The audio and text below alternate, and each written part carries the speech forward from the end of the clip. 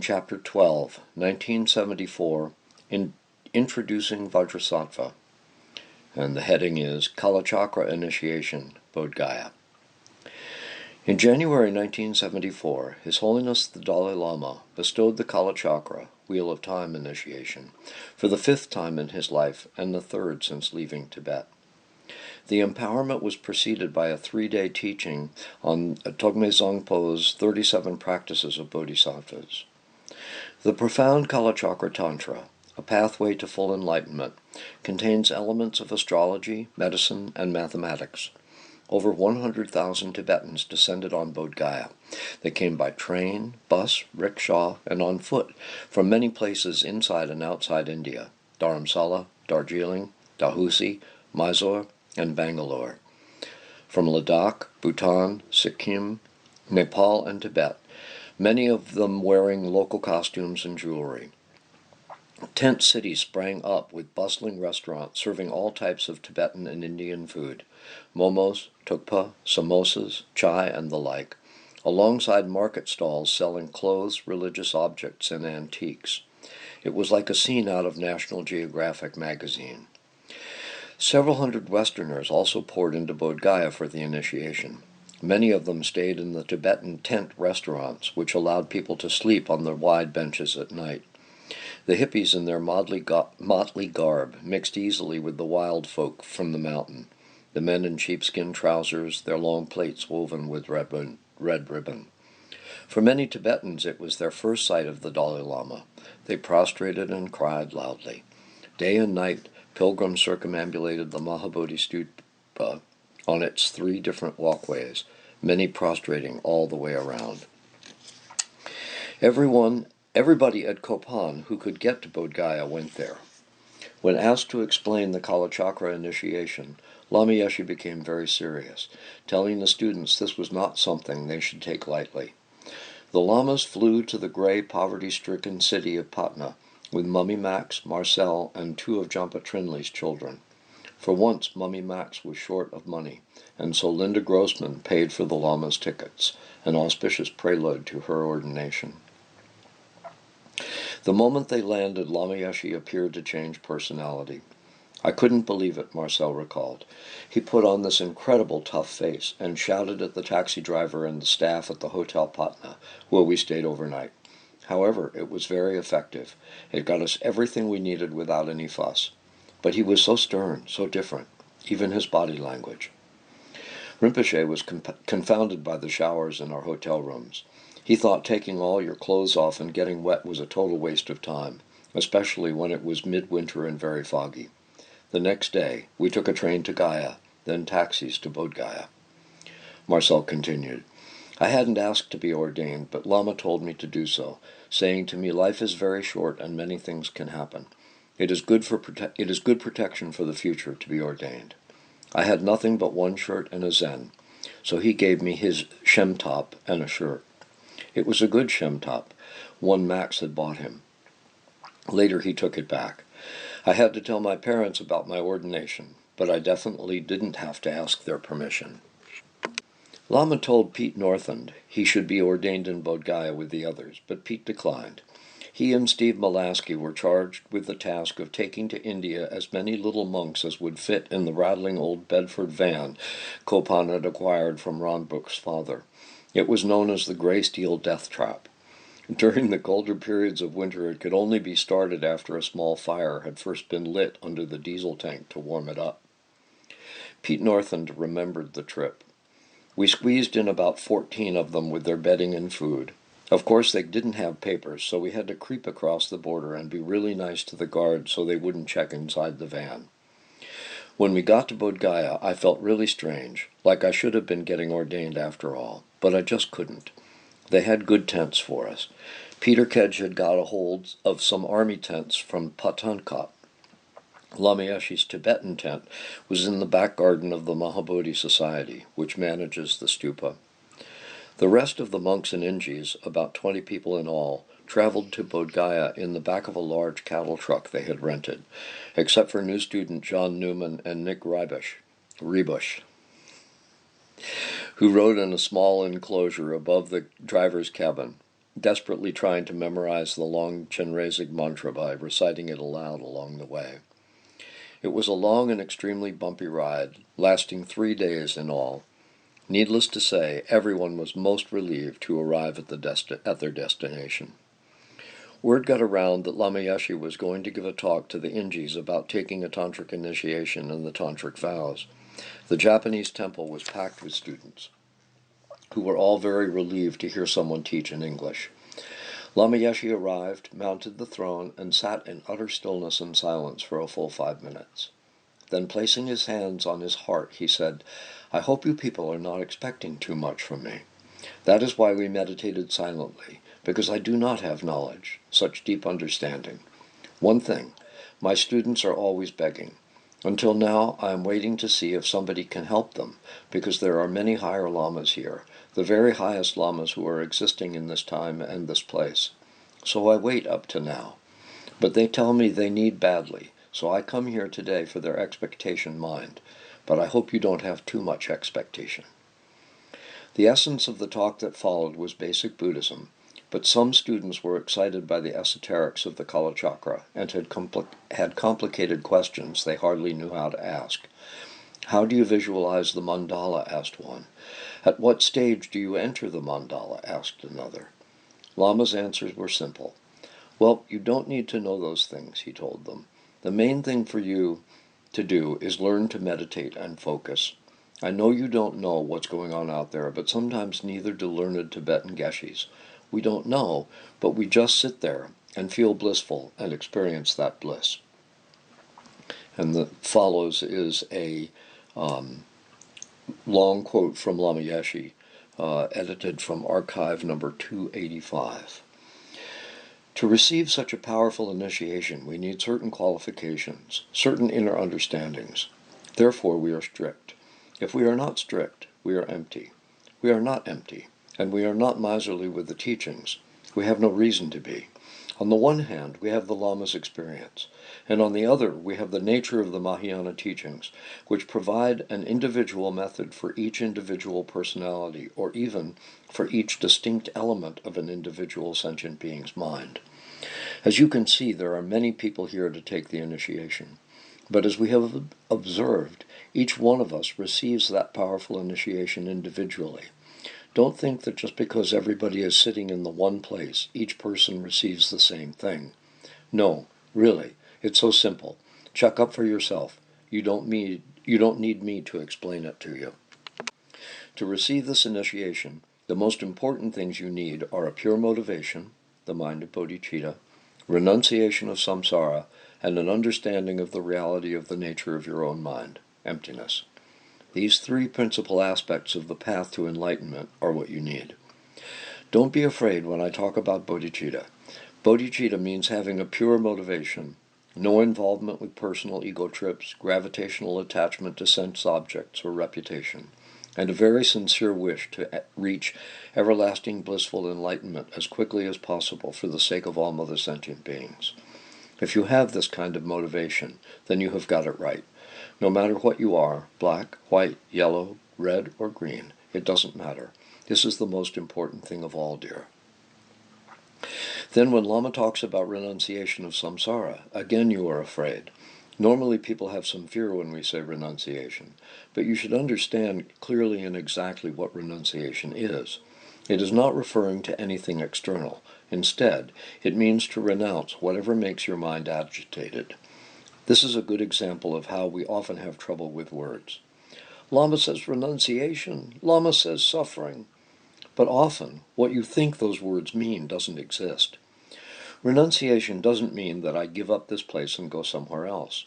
By understanding the nature of your own confused mind, by understanding and being willing to reach beyond it, to apply the right solution to your own problems, that is renunciation. That is renunciation of samsara. That's good enough.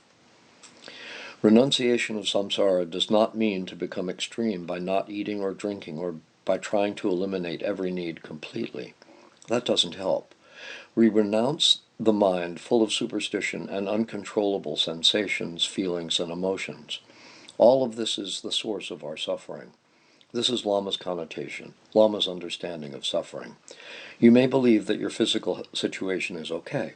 You have good health, possessions, money, and so forth. You don't have any physical problems. But if you check up, there is still something wrong. There is still some problem in your mind. This is Lama's connotation of suffering. So simple, dear, so simple. When we explain suffering, maybe we should say schizophrenic disease or mental disease. That might make more sense for Westerners' minds rather than saying suffering. You should understand this well, because understanding is far more important than just belief. That is very important to emphasize. That is the reason that I stress understanding the 3 prerequisites of the initiation. They are of great importance for your life. This teaching, this Kalachakra initiation, is an almost impossible thing that's about to happen. It is very important for you to take advantage of this powerful teaching. And this is again edited from archive number 285. Lama Yeshe's candor cheered everyone considerably. I was hooked, said Andy Weber, a German artist. I thought he was one of the most realized beings I had ever met. Andy Weber later turned up at Copan, as did a number of other NGs present at that talk. Among them was Kathleen MacDonald, a serious young American who initially thought Lama was a bit of an old fake. I thought he was just pretending to love people, she said, that he just couldn't be genuine. I was very cynical and didn't believe in love. But then I met him in Dharamsala, and he was so utterly gentle with me I decided to go to Copan to check things out. Anila Ann reminded students at the Japanese temple that every highest Yoga Tantra initiation, such as the Kalachakra, required they take on the commitment to recite and meditate on a particular practice, the 6-session Guru Yoga, 6 times a day. Sure, they all said, hardly knowing what they were agreeing to. But a short 9-verse version prepared by Alex Berzin and John Landau made it a lot simpler for people to keep this commitment. One young American anxiously asked Lama whether or not he should attend an initiation about which he understood nothing. Lama told him, "Even the dogs in Bodh Gaya will be getting His Holiness' blessing." During the initiation, Lama Yeshe sat between Mummy Max and Zopa Rinpoche in the front rows with the Sangha. It was Max's first trip to Bodh Gaya, and it turned out to be her only one for the next 25 years. Others had time for courses, retreats, special teachings, and pujas, but not Max. She just worked and drove and paid for everything. Lama wanted to repay her. In Dharamsala, he had taken her to receive Tara teachings from Kyabje Trijang Rinpoche, the Dalai Lama's junior tutor. Now he wanted her to have some real experience of the power of Kalachakra. The teachings were all in Tibetan, Max recalled. Occasionally Lama got Rinpoche to lean across and translate some of it for me. At one point he was telling me that in the visualization the penis goes all the way through the top of the head, or some such outrageous thing. I said, "Wow," laughing. He replied, "I thought you'd like that." I knew you had to somehow connect with the initiation for it to be effective. Then Lama started digging at Rinpoche and saying something about me. I don't know what, but Rinpoche was saying los, los, yes, yes, and sucking in air the way Tibetans do when they're listening to someone they hold in high regard. Then all of a sudden I felt something inside me, some incredible movement of energy at my navel. I don't know what it was, but Rinpoche caused it, and Lama made him do it. I'm sure it was something to connect me with the Kalachakra. The Mount Everest Center monks attended every talk, accompanied by Lama Pasang and Lama Lundrup. At night, they ate pak, pronounced puck, roasted barley flour moistened with Tibetan tea, the simplest of Tibetan foods. At the end of the initiation, all the Sangha who were in attendance received small money offerings, including the boys. They were thrilled, but Lama Yeshe called them together on the last day and took the money from them. Money was hard to come by, and better spent on food at Copan than trifles at the market stalls. The 10 Westerners to be ordained wore monastic robes, but sat near the back with the lay people and other foreigners. Geshe Sopa flew in from Wisconsin. He spent some time in Lama Yeshe's tent and met his Western students. Lama Yeshe was regarded as the hippie Lama, but some Sikkimese who met him on the street were impressed. They told me how impressed they were, said Zopa Rinpoche. They said they felt he was a great bodhisattva and had sensed a holy purity about him. They had asked some nearby monks who he was, but those monks didn't know. This next heading is called Ordination. The big day had finally come for Ursula Bernice, Marcel Bertels, Nicole Couture, Jim Doherty, Linda Grossman, Spring Livingston, Feather Meston, Maria Obst, Nick Rebush, and Gareth Sparham. His Holiness the Dalai Lama conducted the first part of the ordination ceremony, and Kyabje Ling Rinpoche completed it. All received new names, although only a few actually stuck. Jim, ordained Thupten Pende, was known from that time forward as Pende. Later he changed the Thupten to Thupten. Feather, ordained Thupten Wangmo, became known as Wangmo, and Linda, ordained as Thupten Pemo, as Pemo. Marie Obst, ordained as Thupten Kunsong, kept her refuge name of Yeshikadro. Nick Rebush's ordination name was Thupten Dunyo, but everyone, including the Lama, still called him Dr. Nick. Among the more senior Sangha, Anne McNeil was always called Anala Ann, or simply Anala, and Max was Max, or Mummy. Heli Peleas was known by her ordination name of Jampa Chukyi, until she changed it to Jamyang Wangmo in 2000. Mark Shainman as Jampa Tsangpo, and eventually Jampa Shainman, and Chris Kolb as Nawan Chodak, or Chodak. Pende also acquired the nickname Thupten Football from his triumphs on the gridiron during his college days. All 100,000 people who attended the Kalachakra initiation received a blessing from His Holiness the Dalai Lama. Dressed in their red robes and freshly shaven, except for one tuft on the crown of their heads left for the Dalai Lama to snip, the Kopan group joined the very long queue. Tibetans from the outer settlements stared in quiet amazement at these Ingis in robes. Never could they have imagined such a sight. When the group entered the assembly hall where the Dalai Lama was enthroned, the door was then shut behind them for privacy. "What is this?" His Holiness exclaimed. "Am I dreaming? I hope not, because ordination is a serious commitment. I just hope it lasts." With that, Lama Zopa Rinpoche produced a pair of scissors, hair tufts were snipped, rice thrown about as an offering, and prayers intoned. This completed the initial bestowal of renunciation vows. 2 days later, at noon on January 14th, Kyabje Ling Rinpoche conducted the Getzel ordination ceremony, assisted by Serkon Senshab Rinpoche, Ladi Rinpoche, Lama Yeshe, and Lama Zopa Rinpoche. First the monks were ordained, then the nuns. Lama Zopa Rinpoche's mother came down from Khumbu to be ordained with the same group, having first received renunciation vows from Kala Rinpoche, who was also staying in a tent, and then Getzel ordination from Ling Rinpoche with the other nuns. Anala Ann helped Lama Yeshe dress the students that morning, Lama humming mantras with the mother of the bride look on his face. In the afternoon, Lama Yeshe and Lama Zopa Rinpoche posed for photos with the newly ordained students, but chose to stand right at the back of the group rather than center front, as might have been expected. Lama organized a tea party at the Japanese temple to celebrate his new Sangha and invited all the Ingis around.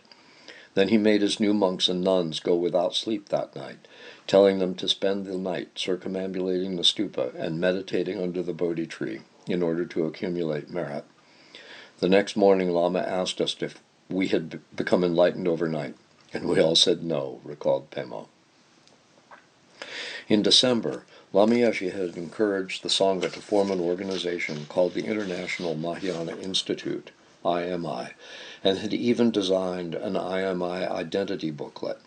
Lama said that, as in Tibetan monasteries, there should be one person authorized to maintain Sangha discipline and take care of the monks and nuns in the community, the disciplinarian. After ordination, Nick Rebush was appointed their first Gekara. Dr. Nick was no longer the fun-loving jazz pianist and racetrack enthusiast. He had become extremely serious.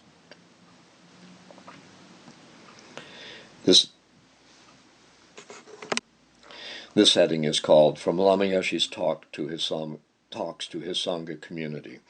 And this is a long excerpt of teachings from Lama Yeshe. The abbot and the Gekhe should have compassion for the Sangha community, thinking, what is the best way for me to help them with their education, to make them happy, and at the same time, how can I make them comfortable?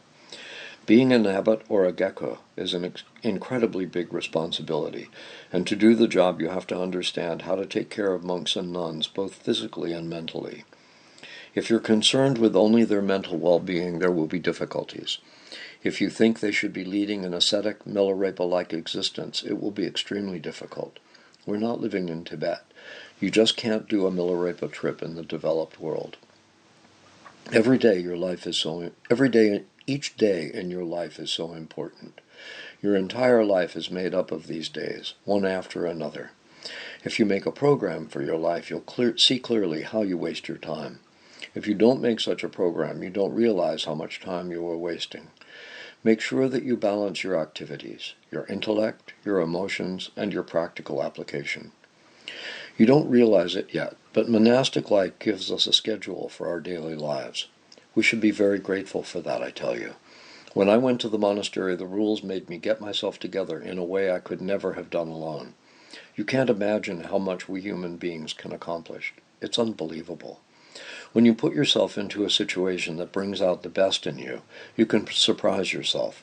And after you have been in such a situation for some time, when you look back at what you have done, you feel so good, so very proud of yourself. If you check what happens when you're in a place where there are no rules, you can see what a disastrous effect it has on your mind. That gives you a new appreciation of monastic discipline. Besides following the Vinaya rules, you must also observe the internal rules of the monastery. These are related to the Vinaya, but are not vows as such. For example, if you don't attend morning puja, you are not breaking a vow, but still, you are breaking a Sangha community rule, so it's not so good. If you are sick, or if you have lung, and then there's a footnote that says pronounced lung, wind disease, a disturbance of the wind element. If you are sick or if you have lung, an exception can be made. You can go to the Gekhe and explain that you are not well and ask permission to skip the puja. Lord Buddha always took care of the sick. That's an exception. But if you don't have lung or some physical illness, not participating is very bad, very bad. Actually, I tell you, it means you have no compassion. Monastic rules are very important, extremely important. Understand that the rules are there to benefit the majority. You are just one person. If you break the rules, you are damaging what benefits the majority. You are harming other sentient beings. Ignorance is like that. It only sees my benefit. Who is responsible for seeing that these rules are observed? The abbot and the Gekhe have the authority to enforce the monastic rules. When you go to a monastery, you should accept that, quote, the abbot and the Gekhe are my dear friends, end quote. Accept them as your spiritual friends, your leaders. Recognize that they are kind, working for you. You should have compassion for them. The leaders are trying to help you, even though they may be experiencing many difficulties themselves. You can see it's not easy to take care of the Sangha community. The Sangha community needs to be flexible. Take people's wishes and abilities into consideration. There are different ways of practicing and growing in the Dharma. Some people can meditate, others are better at organizing. Both can become Dharma. There is an enormous amount of space in the Mahayana to accommodate different forms of practice. Such was Lord Buddha's incredible skill. So don't think that monastery rules are oppressive and that they prevent you from expressing your own intuition. That is wrong. Don't think of the monastery as a concentration camp. On the contrary, monastic life is blissful, I tell you. It's true. We say that people who live in monasteries are completely protected. Monastic life allows you to progress in the right direction without interference. That is what a monastery is really all about. And the footnote says, excerpted from Advice for Monks and Nuns. One day Lama Yeshe ran into Francis Holmes, a former Kopan resident, in the street. I hadn't seen him for 3 years, said Francis. Now he had this real organization and all these people who had just taken vows. I was amazed. He was so happy and proudly showed me a group photo from the last course. Look, this is my big family, he said, pointing out various people as if they were as dear to him as the sisters and brother he had left behind in Tibet. I noticed it was not such a hippie trip anymore, and he was quite tough on the students, very much the boss and concerned that they support themselves financially. We had just been crazy hippies, but now they really were Buddhists. He invited me to come and listen to his students holding a debate. I'm training these people, he said. I want them to be able to teach in the future.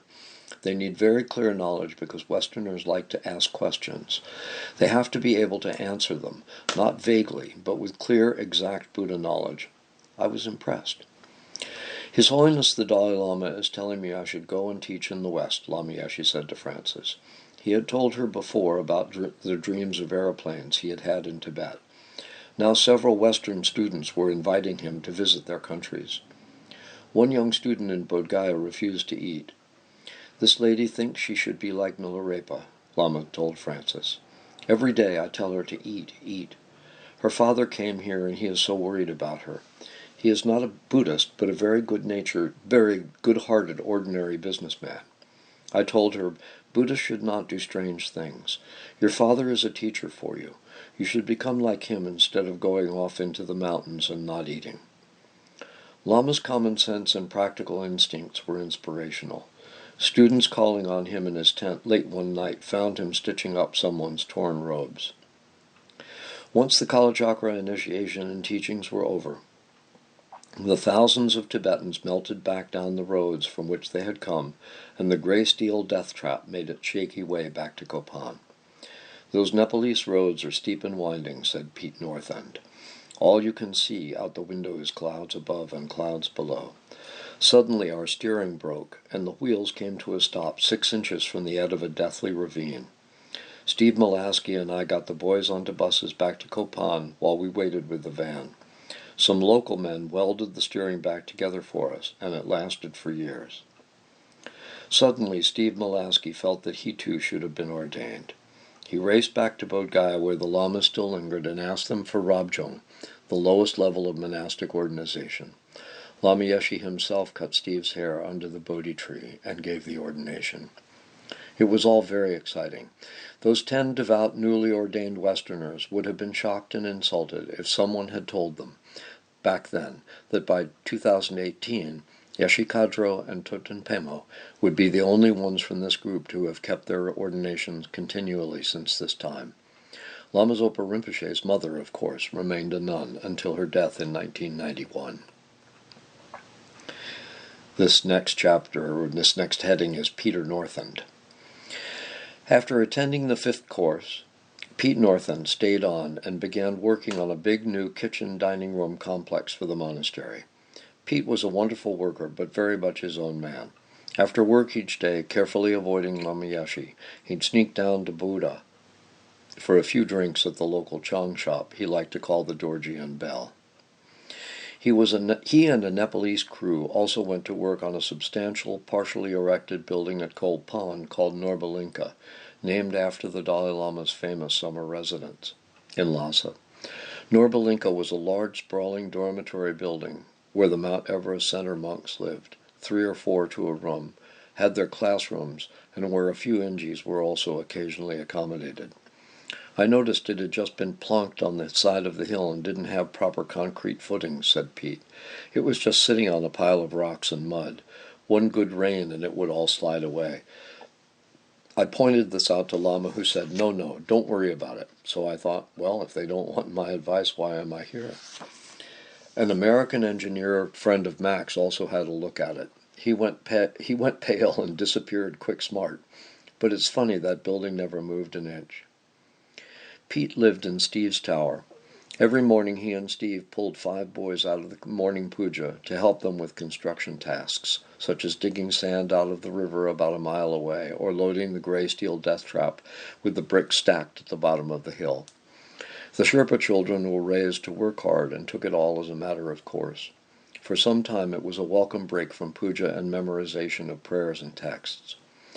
Peter worked without an architect, relying solely on Lama's very confident instructions and his own sharp wits. One day he was on top of a wall when one of the newly ordained Western monks walked past. "Hey, mate, pass me that tool on the shelf just there, will ya?" called Pete. "I'm too busy," replied the monk, and he walked off. Pete was furious. "All right," he thought, "if you're too busy to even pass me something, well then I'm too busy to build. I'm going to be very busy very soon, drinking Chong down at the Dorji and Bell." "I pulled off my nail bag and marched down the hill with a mind like Stalin," said Pete. "I was thinking, I deserve to drink Chong. Who does this monk think he is? I'm building for them, and this is how they treat me." Then farther down the hill I see the jeep coming up, with Peter Kedge driving and Lama sitting beside him. "Oh, hell," I thought. "I'll just hide behind this big rock until they pass." So I run and hide. Then I start thinking, well, this is a bit ridiculous. If he can see into the past, present, and future, this little bitty rock isn't going to help me. Anyway, why should I hide? Why should I feel bad? I'm just going to drink Chong, and I don't have to feel bad about that. So off I go again, marching down the road with a mind like stone. The jeep went past, and there's Lama giving me this ridiculous wave. Not just a hello, but a really ridiculous wave. And I could hear him saying to Peter Kedge, "Peter's going to drink Chong. Peter's going to drink Chong." I got to the Dorji and Bell and ordered a big flat brass dish of fresh Chong. I threw up before I'd even drunk half of it. I've made a proper fool of myself, I thought, and decided to go back up the hill. It was getting dark by the time I arrived, and there he was waiting for me at the gate. "Hello, Shingso," he says. He's always called me that. It's Tibetan for carpenter. "How was the Chong?" "You know how it was," I blurted out. "You put something in it. It was horrible." This heading is called Life Among the Mount Everest Center Monks. By 1974, Michael Losang-Yeshi, then 9, had spent almost half his life at Kopan. His mother now lived in Japan. One day, Michael received a parcel from her. "Lama Yeshe heard about it and came to my room," said Michael. "Where is the parcel?" he asked. "Open it." He looked inside and handed me a set of colored pencils. "These colors, these are for everyone, not just you." He pulled out a shirt and underwear. "These you can wear." Then he saw the fancy Mickey Mouse watch. "You're too young for a watch, and you don't know how to tell time. This is for me. I keep it for you." If I had kept it, I would only have lost it or traded it for comics or something a few days later. He never did give it back. Very occasionally the boys were given cash offerings at pujas. When Michael's father, Yorgo, married a Nepalese woman, Yasodhara, and moved to Kathmandu, he sponsored a big puja at his house. All the boys there received 100 rupees each. When they returned to Kopan, Lama took all the money from them. They didn't need it. Kopan did. Yorgo also donated buffaloes to Kopan so the monastery wouldn't have to buy milk, and he often drove Lama around the town on errands. At the drop of a hat, Lama Yeshe could shift from acting the clown to being extremely wrathful. Every inch the abbot, he walked up and down the rows of small boys in the gompa, making sure they paid attention, and not hesitating to discipline them with judicious use of his heavy mala where required. "I was a naughty one," said Tenzin Dorji Rinpoche, also known as Charak Lama. "I was lazy, and he beat me on the shoulders with his big mala or with a stick. The big wooden malas really hurt. Many boys cried when Lama hit them. The Western view is that hitting is bad, but Lama's motivation and his way of hitting were different. Somehow I was always happy after he hit me. Of course, there were some boys who really didn't want to be in the monastery and who didn't like Lama either, but Lama always told us to have an open ear, to listen to everyone for a good education. That way we would develop bigger ideas, which are more beneficial." Ursula Bernice, now a nun, spent most of her time teaching the boys. "Gelek Gyatso Rinpoche was the leader in everything," she said. "I turned my back to write on the board, and at his beckoning they would all run out of the classroom. Lama said I should beat him, and so one day I did. I regretted it so much. He just looked at me. I can't describe it.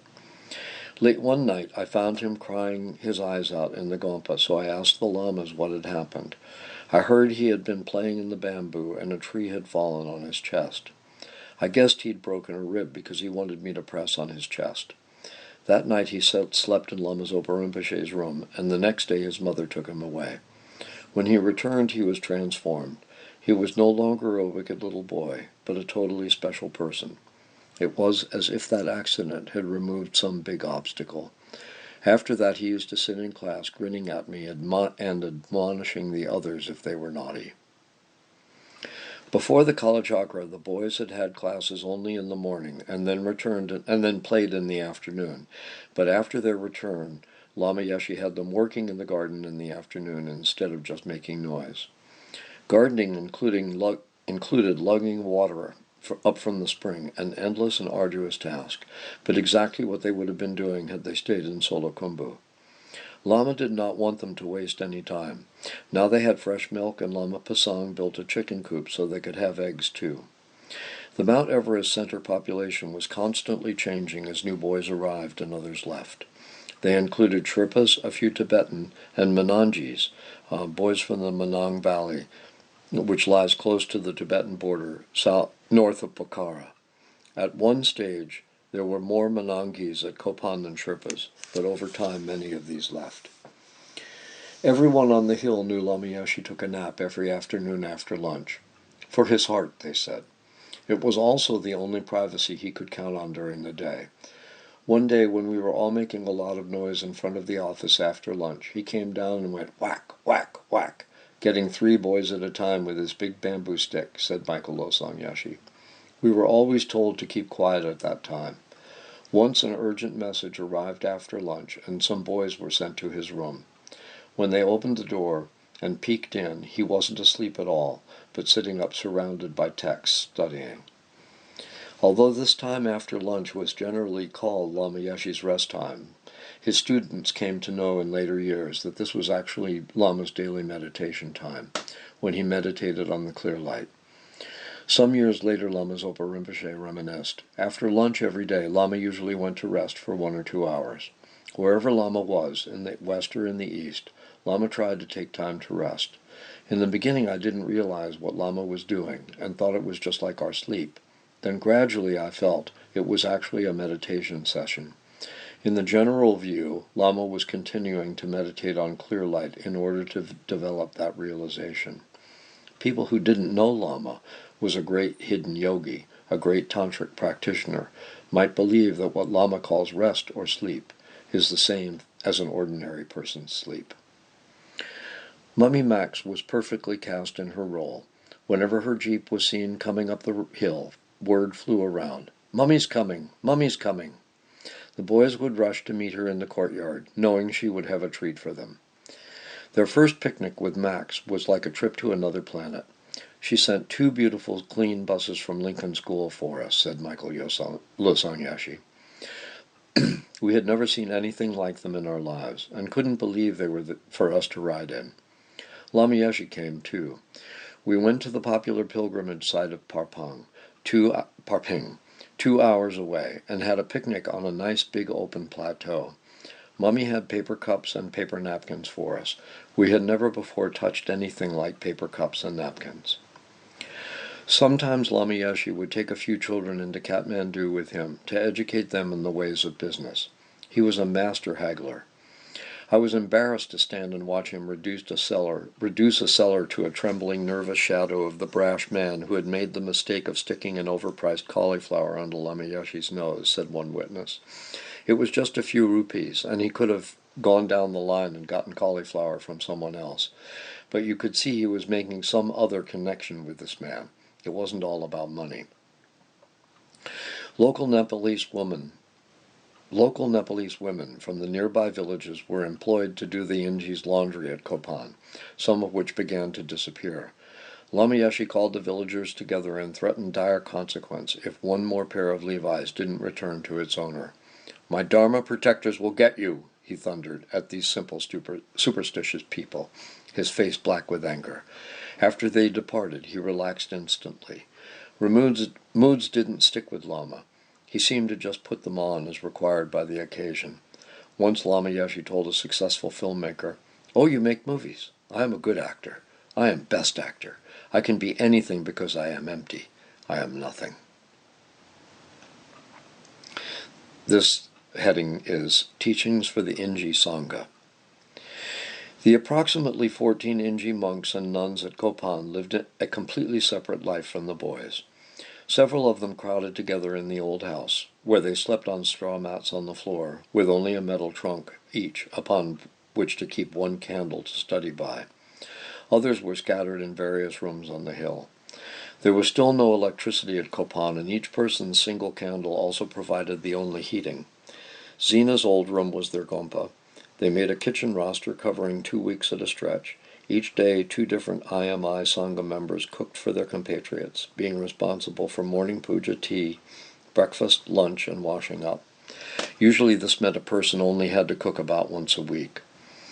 Every morning they awoke at 4:30 and came together at 5 for morning prayers and jorcha, the lamrim preliminaries, during which tea was served.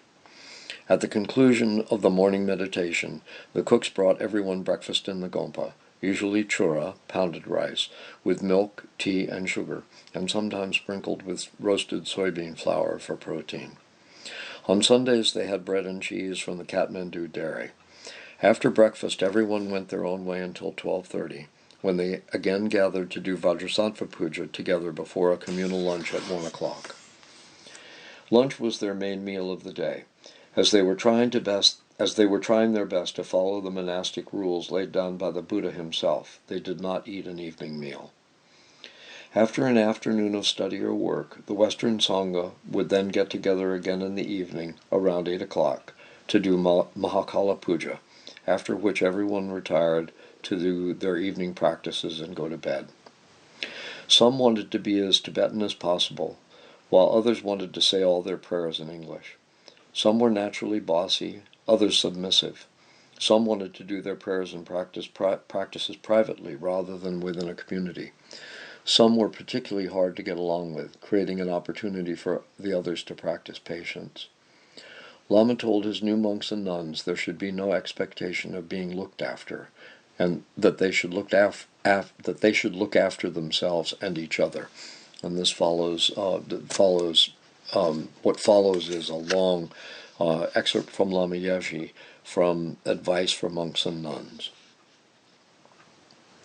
It's very important that everybody contribute something to the development of our Sangha organization. For example, some monks and nuns have their own money and can take care of their own food, clothing, and so forth. Others do not. Both those who have their own money and those who don't should work for, say, 2 or 3 hours a day for the benefit of the IMI, with the aim of creating a strong Sangha community. If you are really dedicated, you can always fit everything in. But we are lazy, therefore we rationalize. We can't even manage to do a 1-hour puja. Don't you think you're rationalizing when your mind finds it too difficult to spend an hour at the Sangha community puja? Can you imagine? That's completely unrealistic. No compassion.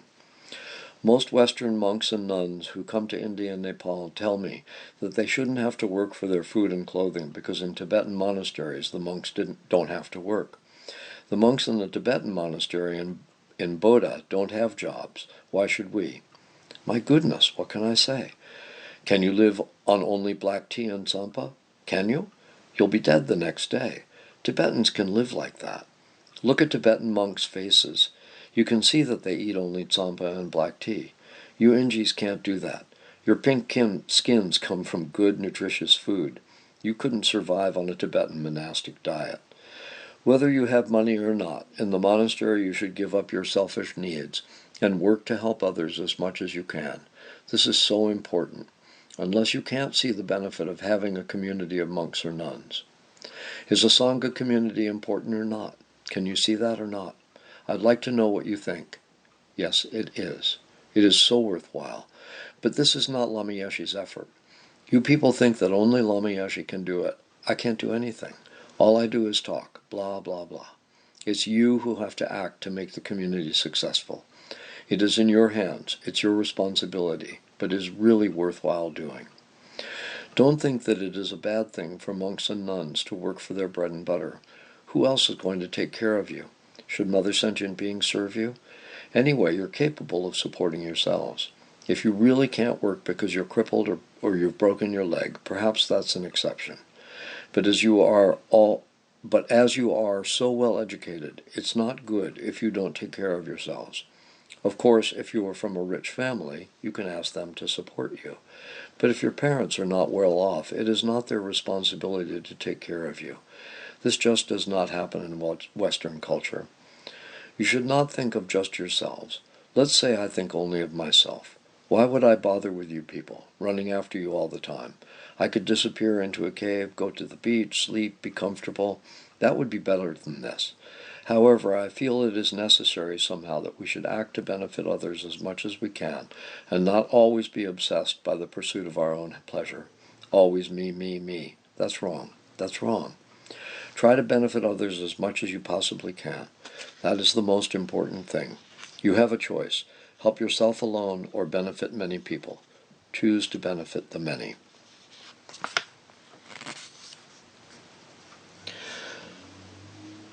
Marcel Bertels wrote to his parents asking them to sponsor him. They took his letter to the Dutch authorities, who generously returned part of their taxes so they could do so. The Bertels family respected Marcel's choice of lifestyle and accepted Lama Yeshe's view that the Sangha should be financially self-sufficient, and it was not right for Westerners to expect to live in Nepal for free.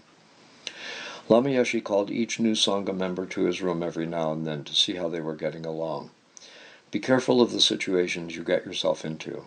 Be careful who you mix with, whether they use intoxicants or are of the opposite sex. Lama spent as much time teaching the Sangha as he could spare, allowing a few lay students to attend as well. As he had mentioned in his Bodh Gaya talk, he had received many requests from his students, especially from his monks and nuns, to give them a commentary on their tantric vows. Back in Kopan, Lama told his students he would continue those teachings begun in Bodh Gaya, but only if every single one of them turned up to every teaching punctually. On the 14th day of the commentary, Peter Kedge was late because he was in Kathmandu shopping for the upcoming 6th course. Lama waited and waited, not willing to start the teaching until everyone was present. Finally, and in a very wrathful voice, he said, "No more!" Suddenly, everyone was extremely alert. When Peter eventually arrived, Lama gave the students, both lay and Sangha, a long talk, accusing them of taking him for granted, of not being serious enough. He said from now on they had to work for the teachings, to deserve them. It was a defining moment in many people's lives, in the sense that Lama was so very serious about this and made us appreciate what we had taken for granted, said Nicole Couture. While teaching on this most esoteric topic, Lama never failed to render his teachings relevant to everyone's practice. And what follows is a quote from Lama Yeshe. When we are not really wise, but instead narrow-minded, we generally think that what our mind is interested in is good, whereas what our mind isn't interested in is bad. Even if we don't actually put this thought into words, this attitude instinctively comes into our mind, so we should be careful. Also, actions that arise from totally negative reactions are ignorant actions. However, if we do the same actions from thoughtful consideration, slowly, not hastily, they can be beneficial and lead to freedom. They can be a method, even though the action itself may appear outwardly to be totally ignorant. For example, you should wash your body every morning. According to some, washing the body can purify the traces of negativity. For a person who is devoted to the Buddhist path, that kind of method is a totally wrong conception. How can you wash away negativities by taking a bath? You can let go of your belief or devotion in that kind of doctrine by using your knowledge wisdom. But in the case of a person who only practices morality, that is, who creates positive actions at the present time, there is no need to cause such a person to let go of his devotion to this method. Many times it seems that European people always tell others whatever they believe because they think that is the only way. For example, saying that the Mahayana Yoga Tantra path is the only way to liberation. They always share these views with other people without checking others' minds. This way is the only way, not your method. This is extreme. Sometimes European people are extreme. They just go boom on others. They tell others whatever they believe as if that alone is right. My point is that this is wrong. unless you have a good understanding that it will result in a good reaction in the other person's mind. Then it is okay. Otherwise, you make other people more crazy. Instead of a good feeling, it becomes something negative, doesn't it? You know this. We cannot say that one particular action is good for everybody. For example, what if you were to say that actualizing the wisdom of right view shunyata is the only way to reach perfect liberation? It is. This is true. But you should not communicate that kind of information to a person who isn't ready for it. Instead of being beneficial, it becomes totally negative, even though the information is completely correct. That's why we say that what is right and what is wrong depends on the individual mind. So you see, with narrow-mindedness, when you ask anyone, any samsaric sentient being, if something is good, if it is something outside their experience, they will often say it is bad. That's how you can understand the human mind. The small mind is always complaining. It blames other people. Because it has little understanding, it is always judging. It will always judge another person who behaves differently from you as wrong. That causes great problems. This is a kind of discrimination. This is similar to how samsaric society thinks that everything should be uniform. Everybody should sit the same, act the same, think the same. If you believe that way, then when someone acts differently, that person is criticized. He or she is seen as wrong. But there is no way we can make samsaric life completely uniform in this way. We cannot. It is impossible. Why? Because every individual's mind is different. Even if you try for such uniformity, it is wrong. You are hopeless. This kind of samsaric society's thinking is hopeless. You cannot think like this, because if you do, you are no different from samsaric society people. You are no different because you still have a narrow mind, and that has nothing to do with being a Dharma person. What is the purpose of judging, he does this, she does that?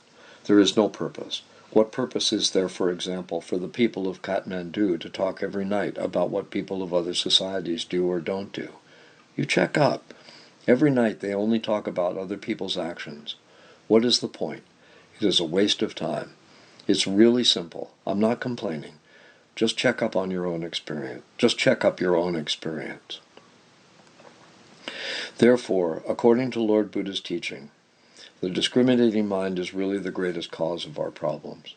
You should change that attitude. It's better that you go with reality, the middle way. If you do not change your mental attitude, then what purpose do you think there is in practicing the Dharma? We should be especially careful regarding ideas about religions. This religion is good, this religion is bad, and so on. How do you know what is good and what is bad? Especially, how do you know what is good or bad for the person you are talking to? It is possible to judge whether this religion is good because this man in this religion is good. Be very careful. I'm going to read that sentence again. Is it possible to judge whether this religion is good because this man in this religion is good? Be very careful. This heading is the first. This is edited from archive number 285. The first published books. For a while, the students had typed out transcripts of the teachings on multiple carbon copies. Later, they discovered a printing shop in Kathmandu with a Gestetner machine and started making copies of the wish-fulfilling Golden Sun and the Lama's commentaries. Now here's a footnote. The Gestetner duplication machine printed from wax stencils that were created on a typewriter with its ribbon removed, the keys cutting into the wax of the stencil.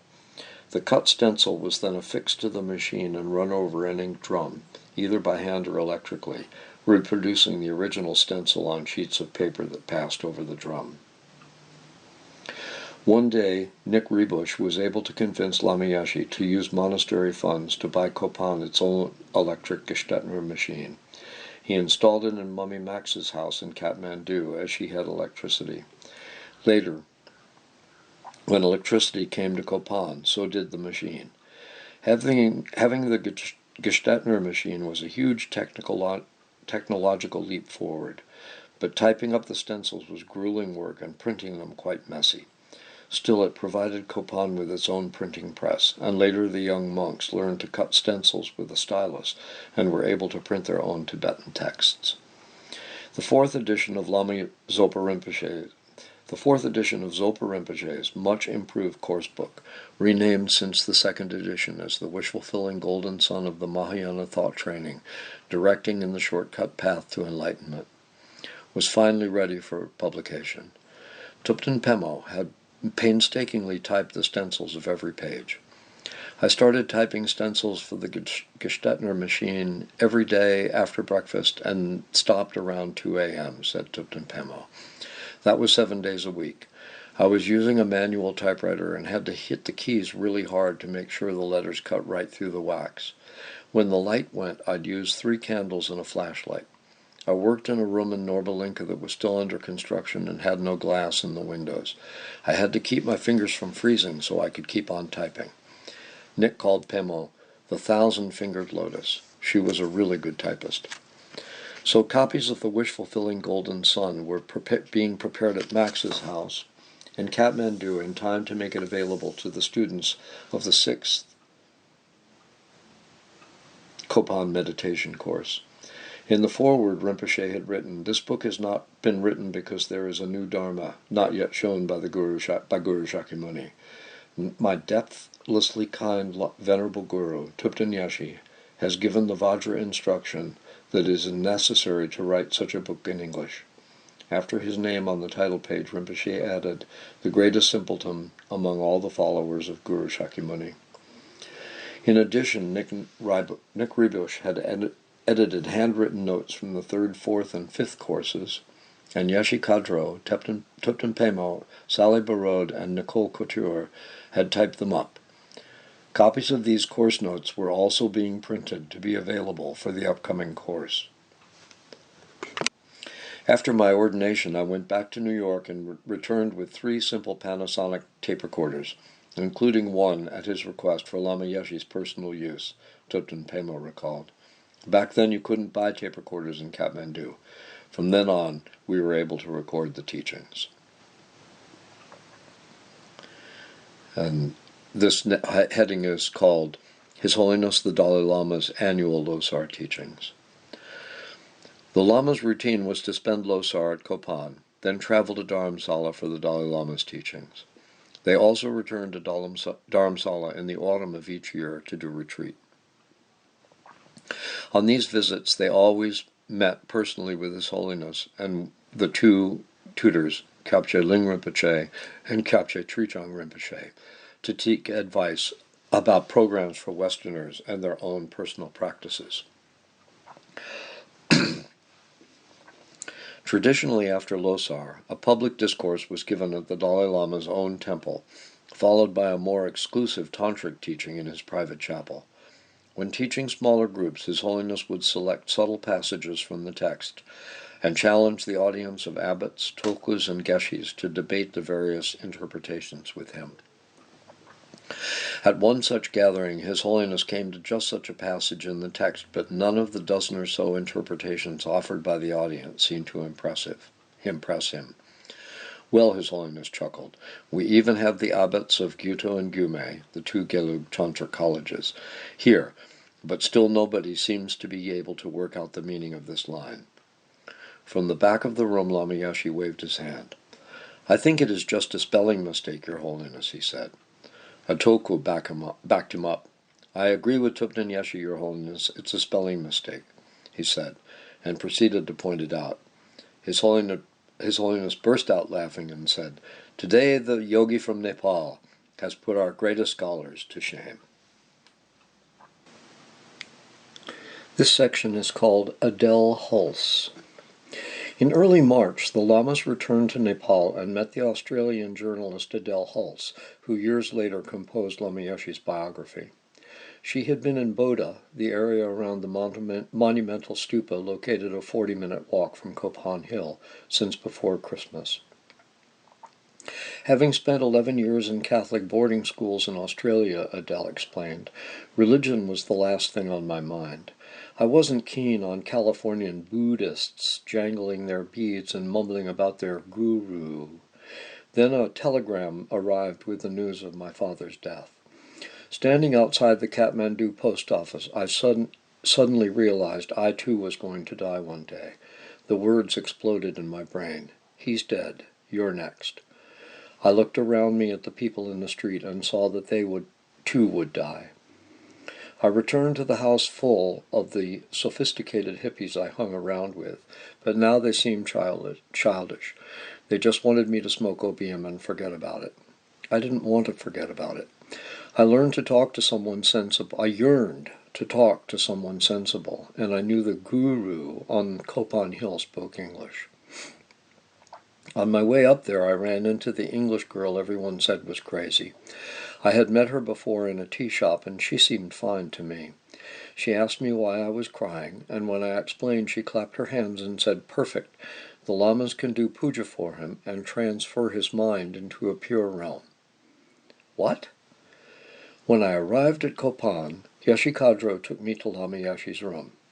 "Tell me about your father," he said.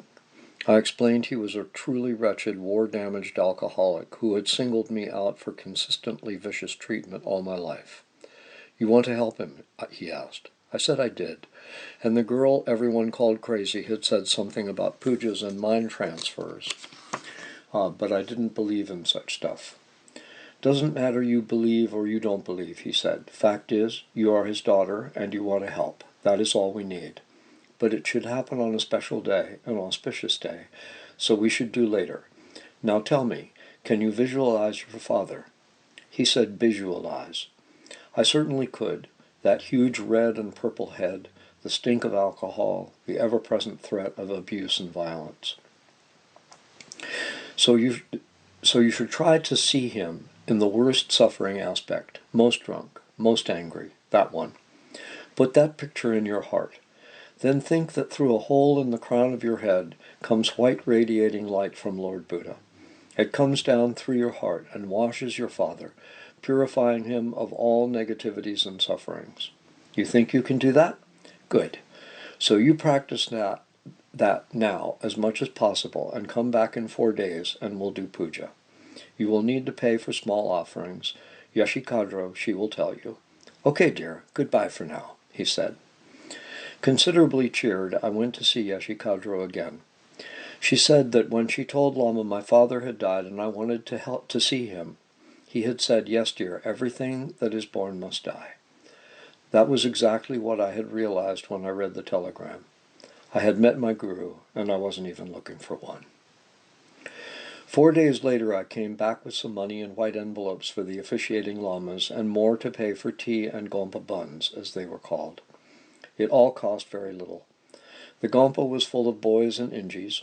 Lama Lundrup was Umze, and Lama Zopa Rinpoche sat on the throne. Lama Yeshe had a big bundle of burning incense in his hand and walked around throughout the ceremony. I thought it was what he always did because it was my very first puja.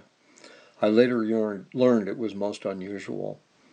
While cymbals crashed and the incomprehensible rhythmic chanting went on and on, I just sat and did the visualization thing Lama Yeshe had taught me. I didn't understand anything, but felt so comfortable there, and afterwards so happy and somehow useful. I decided to do the course that was coming up, not because I thought Lama Yeshe was nice, not because I wanted to be a Buddhist, I was busy enough trying not to be a Catholic, but because I knew it required mental discipline and would help me decide if there really was anything more exciting in life than acid and black Nepalese temple ball hashish. Over the next 2 weeks, I continued to visualize my father as instructed and noted that he seemed to appear younger, healthier. He was back to looking as he had in his wedding photos. Was I imagining all this? By this time I'd been at the course for a while and discovered I had almost no powers of concentration. Then one day I couldn't conjure him up. No matter how hard I visualized, he didn't come back. I never had to seek out Lama Yeshe, as he always appeared in front of me whenever I felt like talking to him. When I told him my powers of concentration had completely deserted me, he looked deeply into my eyes, bumped his forehead against mine, and said, "Gone now, reborn." So I stopped trying. I didn't know what to make of it all, but felt good about my father for the first time in my life. This heading is the 6th Copan Meditation Course. It was springtime in Nepal. The days were starting to get warmer. The weather was generally sunny and breezy, dry and dusty, while nights were still quite chilly. The sixth course began on March 22nd. Preparations had been going on for several weeks. The big tent behind the Gompa came from Army headquarters in Kathmandu and was installed at the very last minute. The Army even sent Gurkhas to Kopan to help set it up. The course was well known along the hippie trail, a cool thing to do if you were spiritual, and it was definitely cool to be spiritual in the Himalayas. Nepal was a magical place to be, and the wonderful views over the Kathmandu Valley could not fail to lift hearts and minds. Harvey Horrocks, Peter Kedge's friend from the Aeronautical Division of Rolls-Royce, returned to Nepal to do the course. Yeshi Kadra managed the office. Thanks to Mummy Max asking Roger, a tall, skinny Australian lad, what he did for a living, there was now some electricity at Kopan, parts of it at least. This young electrician was thereafter known as Electric Roger. Anila Ann led the meditation sessions, and Chodak did all the shopping for the community. Lama Yeshi knew he would never waste a penny.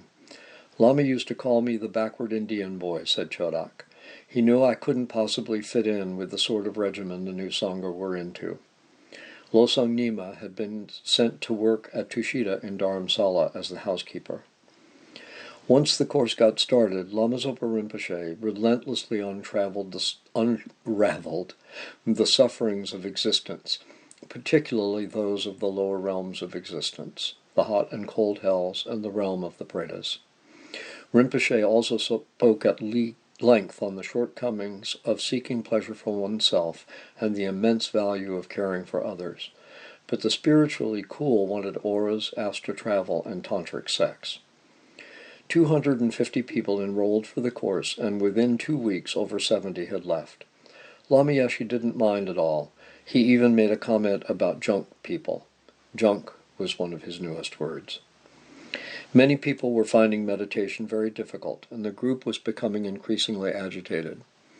One morning Lama called me to breakfast, said Peter Kedge. He made oatmeal and served it to me. I don't know what it was, but it was the most delicious oatmeal I have ever eaten in my life. After I'd finished, Lama said I had to give a talk and tell everyone that nobody invited them to come, but as long as they are here, they have to follow the discipline, follow the programs, and keep the 5 precepts. Anyone was welcome to leave if they didn't like it. Down in the smoke-blackened medieval kitchen, Concha wasn't at all sure that being at Kopan was any better than his old life of pulling rickshaws in Kathmandu. The work was very hard going. At night he slept alongside the kitchen stove, wrapped in his rags and drawing what warmth he could from its dying embers. Besides Chombe, 4 other Tibetan cooks were employed during the course. When they arrived in the early hours of the morning, they would kick Tancha to wake him up. All day long, Concha washed, cleaned, and chopped to a stream of abuse from Chombe, who would throw him horribly burned pots that were well nigh impossible to clean. He would then be kicked for his failure to do so. It was too much for me. I was just small, said Concha. One night when I was walking round the hill crying, Lama Pasang found me. I told him Chombe kicked me too much. You don't listen to Chombe. You stay here, said Lama Pasang. I like him. He is a strong man. Then Lama Yeshi came walking with me. He said, Please, you do nicely, and in your next lifetime you will have much merit. I feel he loved me very much, so I stay. From the very first day of the course, Sally Barad, a New Zealander, took down Rinpoche's every word in shorthand, and Pam Cohen from Seattle typed it all up during and after the course, as Sally read to her from her notes. Pam took the edited course notes back to Seattle with her and typed up the mimeograph stencils that would eventually be printed and distributed. Earlier in the year, Sally had typed the stencils of Nick's edited notes from the 5th Kopan course. As mentioned above, these were later printed as Meditation Course Notes, Volume 2. It was an enormous job, and done, of course, by candlelight. Despite Electric Roger's efforts, Kopan's small amount of electricity came irregularly, and was only used for important monastery tasks. Word processing did not yet exist, and while Kopan now had some tape recorders, the Indian batteries that had to be used were generally weak, which made the tapes very hard to hear and difficult to transcribe. By the third week of the course, the tension was palpable. One morning at lunch, as lunchtime approached, a man stood at the back of the tent, holding up his watch and calling out that it was time Lama Zopa stopped talking. Time was never anything to Rinpoche. Some accused him of brainwashing. Just before the afternoon tea break, a sudden storm erupted but ended just as quickly, leaving in its wake spectacular double rainbows in the valley below. Immediately the group tension just melted away. An hour later a bird flew into the tent and perched on someone's shoulder. During one meditation session, several students found themselves rocking back and forth involuntarily. Someone had already asked Lama Zopa about this unusual sensation some people experience during meditation. Rinpoche put it down to a simple lack of control. However, this time the flowering plant on the throne was also rocking. Actually, the earth itself was shuddering. Meditate on bodhicitta. It is very important, Rinpoche instructed. If this was going to be the last moment of their lives, the one truly valuable act they could do was to generate the compassionate wish to be of maximum benefit to others. Then everything went dead quiet. Moments later, the valley below filled with the frightened barking of hundreds of dogs and the anxious cries of villagers. 3 separate earth tremors followed, but no real damage was done. This heading is from Lama Zopa Rinpoche's teachings at the 6th course, and this is a long selection from Lama Zopa Rinpoche. Bodhicitta is a pure thought. Its essence is caring more for others than yourself. This is the opposite of the thought that always puts yourself first, the mind that thinks, I am the most important of all. The person with bodhicitta thinks that others are more important. This is the complete opposite of self-cherishing. You always want to sacrifice yourself in order to benefit others, to give pleasure to others, to free others from suffering, to enlighten other sentient beings. And anybody can practice bodhicitta. It doesn't depend on your color, caste, race, class, or the way you dress. It doesn't even depend upon your religion. Even Christians, Hindus, Muslims, Jews, anybody can practice bodhicitta. No matter what you are called, you need to develop this pure thought, because with it you never give harm to either yourself or other beings, not the tiniest atom of trouble. And besides not giving even an atom of harm, bodhicitta always keeps you and others in peace. With this pure thought in mind, there's no way you can hurt others in any way. Furthermore, anything you do for the benefit of others, such as making charity, teaching dharma, and so forth, is all the more pure and sincere. These actions are pure since they're done with the motivation of wanting to release others from problems.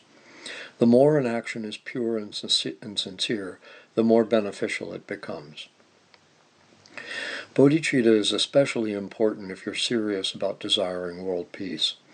People who achieve bodhicitta can never give trouble to others out of jealousy, pride, avarice, or aggression, because these minds come from the self-cherishing thought, and bodhicitta completely eliminates it. If everyone had bodhicitta, world peace would become a real possibility. Peace doesn't depend so much on action, giving lectures, holding conferences, building things, and so forth, because if what is done is tainted by the self-cherishing thought, even though its intention is to bring world peace, it is not pure, and it won't bring peace. If an action is motivated by self-cherishing, delusion, greed, or hatred, it cannot be pure. Therefore, it cannot benefit others that much. It doesn't have much power to benefit. Also, it can cause complications and suffering. Anyway, actions done out of the negative mind are not the cause of peace, not the cause of happiness. They cause only suffering for self and others because they are rooted in negativity. Peace and happiness result from positive actions. Positive actions arise from a pure mind. So if you really want to experience peace and bring peace to everybody on earth, you should not put so much energy into developing external objects, but redirect it into developing and changing the mind, your own and others. The negative mind is the cause of turmoil and suffering. Work at eradicating this poisonous root of suffering, which reaches deep into sentient beings' minds, and planting the healing root of happiness, bodhicitta. Following his ordination, Marcel Bertels had continued with his silent retreat. "I had been mostly in retreat since the third course and had missed the fourth and fifth courses," said Marcel. "I was also planning to stay in retreat during the sixth course. I was having some particularly strong feelings of renunciation and had vowed to myself I was going to stay in retreat. At that moment, somebody came down to my retreat house and said, 'Rinpoche sent a message saying you should participate in the course.' Little did I know it, from that moment, my time of retreat was over." Marcel attended the sixth course, remaining in silence.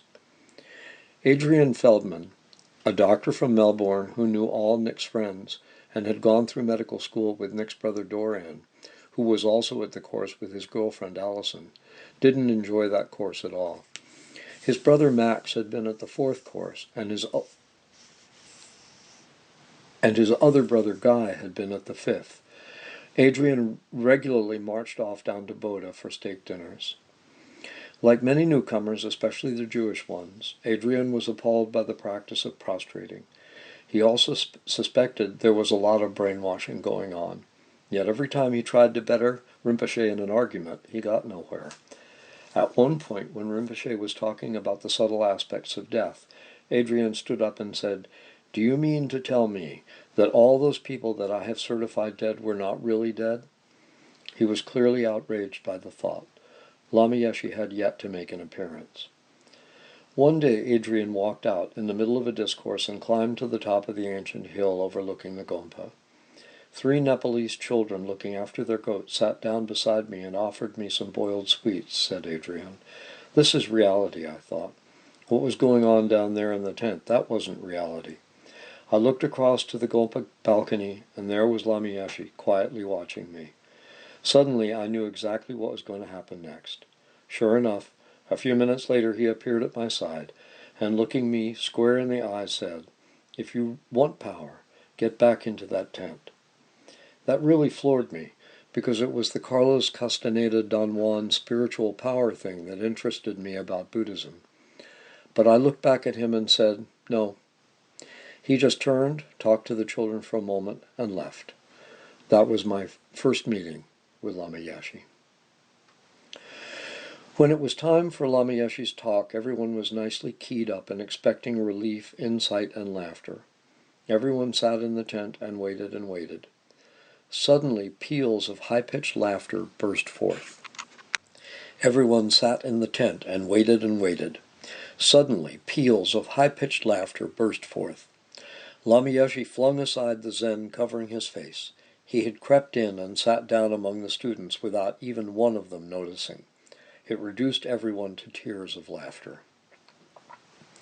Adrian Feldman was ready to do battle during the question and answer session. As a doctor, he was not impressed with the concept of reincarnation and argued back and forth about the signs of death. Lama Yeshe insisted death was accompanied by subtle signs that continued to manifest long after what was called clinical death. Adrian sulked. Western doctors are used to being right.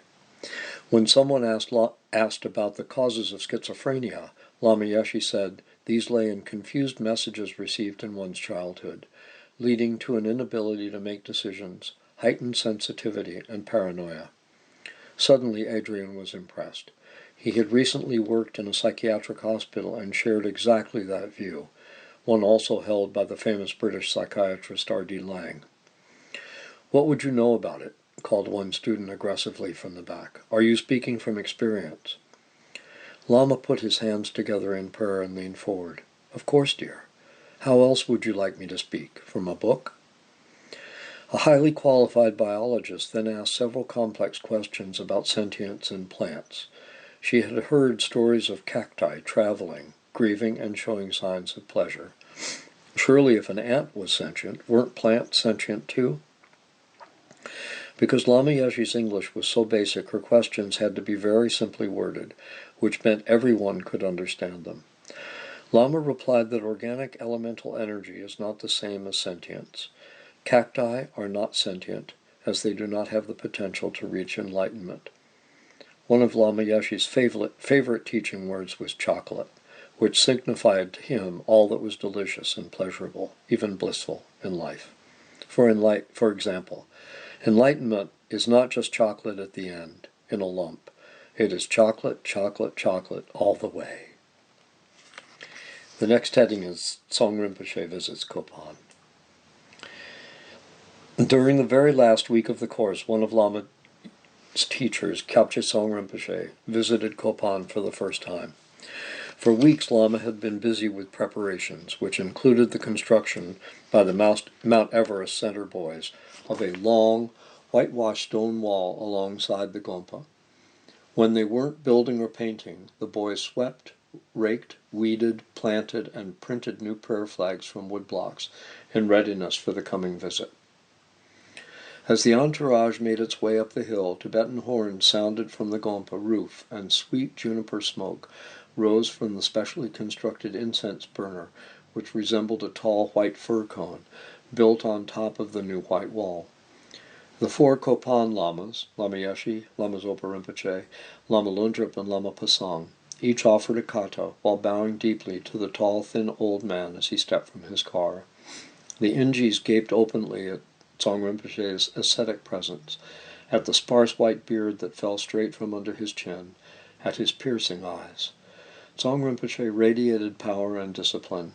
Even more awesome was Lama Yeshe's demeanor towards his old teacher. No longer the jovial boss, Lama Yeshe's every action bespoke utter humility and devotion. To celebrate the occasion, Stephen Levy had built a beautiful rock garden in the space between the Gompa steps and those leading to the new Gompa kitchen. He filled it with all sorts of exotic cacti and flowering plants as an offering to Tsong Rinpoche. The morning Tsong Rinpoche was due to arrive, Stephen rose early to spruce everything up one last time, only to find someone had driven a heavy stake right into the middle of his beloved garden. Attached to it was one of the Gompa's huge Tibetan mastiffs, who had done his business all over the place. I was shell-shocked, declared Stephen. I just stood there hammering my feet into the ground, clutching my fists and growling. Then I looked up. There, peeking through the curtains upstairs, was Lama Yeshe, observing my reaction. He was covering half his face with his hand and laughing. The moment I saw him, he whipped the curtain shut. I stormed up there. "Very attached, dear," was all he had to say. Suddenly I wondered whether the whole thing had been deliberate. All through Tsong Rinpoche's visit, I was out there pruning and cleaning up the area. I even stayed out there late at night to make sure no one came back with the dog. But I knew what Lama was on about. I'd plant something with love and care only to find it had been dug up and moved the next day. Every time I grew attached to my work, Lama somehow sabotaged it. Then we'd fix it up together. I knew I was very needy, and he gave me so much attention. All that close contact with him just filled me up. Tsong Rinpoche gave just one talk in the tent, during which he warned the Ingis not to take their dharma lightly, nor trivialize their commitments. Lama Yeshe, sitting on a bare platform in front of the throne, translated. While at Kopang, Tsong Rinpoche ordained Kathleen MacDonald, Sangye Khandro, Steve Molaski, Thupten Samten, an American woman called Wendy, and Losang Tsetan, one of Jampa Trinley's sons, as novice monks and nuns. Finally, there was a refuge ceremony at the end of the course, avoided by Adrian Feldman, who thought it was just more brainwashing, followed by the concluding puja. After the course, it was back to Kathmandu for most, including Electric Roger. Rushing down the hill with his pack on his back, he heard a voice calling to him, "Hello! Hello!" It was Lama Yeshe, smiling and waving. "See you soon," he shouted. "That shook me a bit because I was trying to get away from the place as quickly as possible," said Roger. "I had sat through everything, taking it all down in meticulous handwriting," Hedel Holst remembers. "For the first 2 weeks I hadn't understood one word, which had the effect of making me write even more neatly and carefully. I had spent 5 years at university, so why should it all be too hard for me? Then one day something clicked. The sensation was almost physical. I suddenly saw how the teachings all led into each other, that if you understood just one point, then the rest became obvious.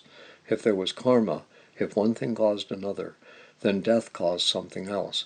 So maybe there was reincarnation, even if it was just a word to me. If you could recognize mental habits, you could change them. Developing new habits meant moving in new directions. A child can understand it. But to actually live one's daily life knowing all this, that was something else. I was very excited. This section is called Vajrasattva Initiation. Dharma seemed to be the cure for every human problem. Word got around that completing a Vajrasattva retreat, which included saying the long 100-syllable mantra saying the long 100-syllable Vajrasattva mantra 100,000 times could purify anything. There is no negativity that cannot be purified, said Lama Yeshe. In April, about 20 older students attended Lama Yeshe's Heruka Vajrasattva initiation and the teachings he gave after the course. They also committed themselves to complete a 3 to 4 month retreat during the coming monsoon season. Heruka Vajrasattva was among Lama Yeshe's heart practices for his life. Thus, his teachings on this practice were seminal and of core importance to his vision for his students' spiritual development. The Heruka Vajrasattva practice originated from the Chakrasamvara Tantra, Chakrasamvara being Lama Yeshe's main meditational deity. A footnote says, see the Chakrasamvara Tantra. He had this to say about the quality of Heruka Vajrasattva and how Heruka Vajrasattva differs from other Vajrasattvas. Heruka Vajrasattva is the fully developed pure wisdom of the Buddhas and Bodhisattvas of the past, present, and future, manifesting in a pure emanation of white radiant light. Therefore, his essence is non-dual wisdom. Whenever you practice the yoga method, his divine form is demonstrating reality for you. He is the eternally blissful state of pure wisdom. Literally, Heruka means blood drinker, but it symbolizes experiencing eternal bliss. Bliss has the quality of the totally developed unity of male-female energy. Vajrasattva's consort, Durjanima, holds a skull cup containing what seems to be blood. This symbolizes her giving eternal blissful energy. When you practice Heruka Vajrasattva, you drink the blood of the emotion of the experience of eternal bliss. Red signifies emotion. As human beings, we need to express emotion to each other. Some people are completely unemotional. They are just like wood. That's no good. Even if you are an enlightened being or in deep samadhi, you will still show emotion. It's just that you don't get involved in emotionally suffocating situations. Heruka Vajrasattva has a kind of unique energy and emphasizes the development of wisdom. Of the 4 classes of Tantra, Heruka Vajrasattva is from the highest Yoga Tantra class, and this was edited from Becoming Vajrasattva, page 120. In association with every tantric initiation, the bestowing master usually gives a short teaching on the basic principles of the Lamrim, including refuge and bodhicitta, karma, and the 4 opponent powers of purification. In his commentary, Lama vividly explained the many aspects of taking refuge in great depth. There are 3 ways of taking refuge: outer, inner, and secret. Most people think that the sutra, or paramitayana, way of taking refuge is the only one. That is what we call outer refuge, and the method is usually explained when teachings on refuge are given. In outer refuge, the Buddha in whom we take refuge is somebody other than ourselves, a person who has attained Buddhahood, an enlightened being such as Shakyamuni Buddha. The Dharma refuge in this system is the teachings given by that enlightened being. The outer Sangha includes the ordained and realized followers of the Dharma teachings. Understanding that the already existent Buddha, Dharma, and Sangha have the power to guide us, and fearing the sufferings of samsara, we take refuge in them. The other 2 ways of taking refuge are tantric methods. Inner refuge is taking refuge in the Buddha you yourself will become. The wisdom of that, your own future Buddha, is the inner Dharma refuge object. When you have attained that state, you yourself become Sangha. That is the inner Sangha refuge object. At that stage, you not only become Sangha, you attain unity with all 3 jewels of refuge, and no longer need to take refuge in something separate from yourself. When you take inner refuge, your mind becomes transcendental omniscient wisdom. This transforms into the divine aspect of Heruka or Vajradhara, along with the Dakinis and Dakinis, the peaceful and wrathful bodhisattvas and so forth, and you take refuge in that. To do this, you need to have at least a deep intellectual understanding of the false conceptions and projections of your ego so that you can somehow purify these at the moment of taking refuge. You can see that this is quite difficult. Secret refuge is the third way of taking refuge. This way of taking refuge is the most difficult of all. You have to recognize that your nervous system is pervaded by blissful Dakini energy instead of the usual ridiculous energy of gravitational attachment to sense pleasures, and you take refuge in that. Here you are utilizing your nervous system's energy resources to generate simultaneously born great bliss, which you unify with the wisdom of non-duality, taking it as the blissful path to liberation. This experience is really what liberates you from dissatisfaction and dualistic thinking. These three ways of taking refuge are entirely non-contradictory and have been taught so that practitioners can choose the method that best suits their level of mental development. Outer refuge is for the least developed, secret refuge for the fortunate, highly intelligent few. Outer refuge is for the least developed, secret refuge for the fortunate, highly intelligent few. If you understand the true meaning of taking refuge, you will know what a positive effect it has on your mind and experience its great benefits. You will really enjoy taking refuge every time you do. The pure energy of your innermost heart will grow. If you do not know how to take refuge properly, whatever meditation you do will be like snow on the road, which looks very impressive as it falls but quickly disappears. Like that, your meditation will have no lasting effect. With a deep understanding of taking refuge, you will begin to taste the honey of Lord Buddha's wisdom. And this is excerpted from Becoming Vajrasattva, pages 29 to 30. Both Lama Yeshe and Lama Zopa Rinpoche had taught many of their students the basic 9-round breathing meditation, which the course participants had already been practicing with Rinpoche. Lama Yeshe now presented a somewhat more advanced version of this meditation as set out in tantric practice, introducing both channels. And the footnote says in Sanskrit nadi, Tibetan sa, and chakras to be visualized in the body. In the context of Buddhist Tantra, chakras are energy centers in the body, while channels are subtle passageways in the body through which psychophysical energy moves. This particular meditation is known as the Vaz meditation. And this follows a quote here from Lama Yeshe. After you have taken refuge and your objects of refuge have melted into light and dissolved into you, meditate single-pointedly for as long as you can on being one with the deity you visualized as your object of refuge. When dualistic thoughts start to arise, generate bodhicitta. Now, while holding the divine appearance of yourself as the deity, and the footnote says to visualize oneself as a deity, one needs to have received the appropriate initiation. Do the Vaz meditation. In this practice, breathe only through your nose. Keep your mouth closed. Inhale and exhale slowly, naturally, and completely, but a little more strongly in the middle of the breath than at the beginning or the end. We say that the pattern of each breath resembles the shape of a barley grain, which is pointed at the ends and wide in the middle. We do not use the forceful method of breathing found in some of the practices of Hindu yoga. There are many psychic energy channels in your body. Here we visualize the three main ones. The central channel, and the footnote says in Sanskrit Shushuma or Avaduti, and the Tibetan is Tsa Uma. The central channel is a transparent tube in the nature of light, about the width of your little finger in diameter, running straight down the center of your body from your crown chakra to the chakra at the base of your spine, just in front of your spinal column. The right and left channels are also transparent tubes in the nature of light, but they are narrower than the central channel.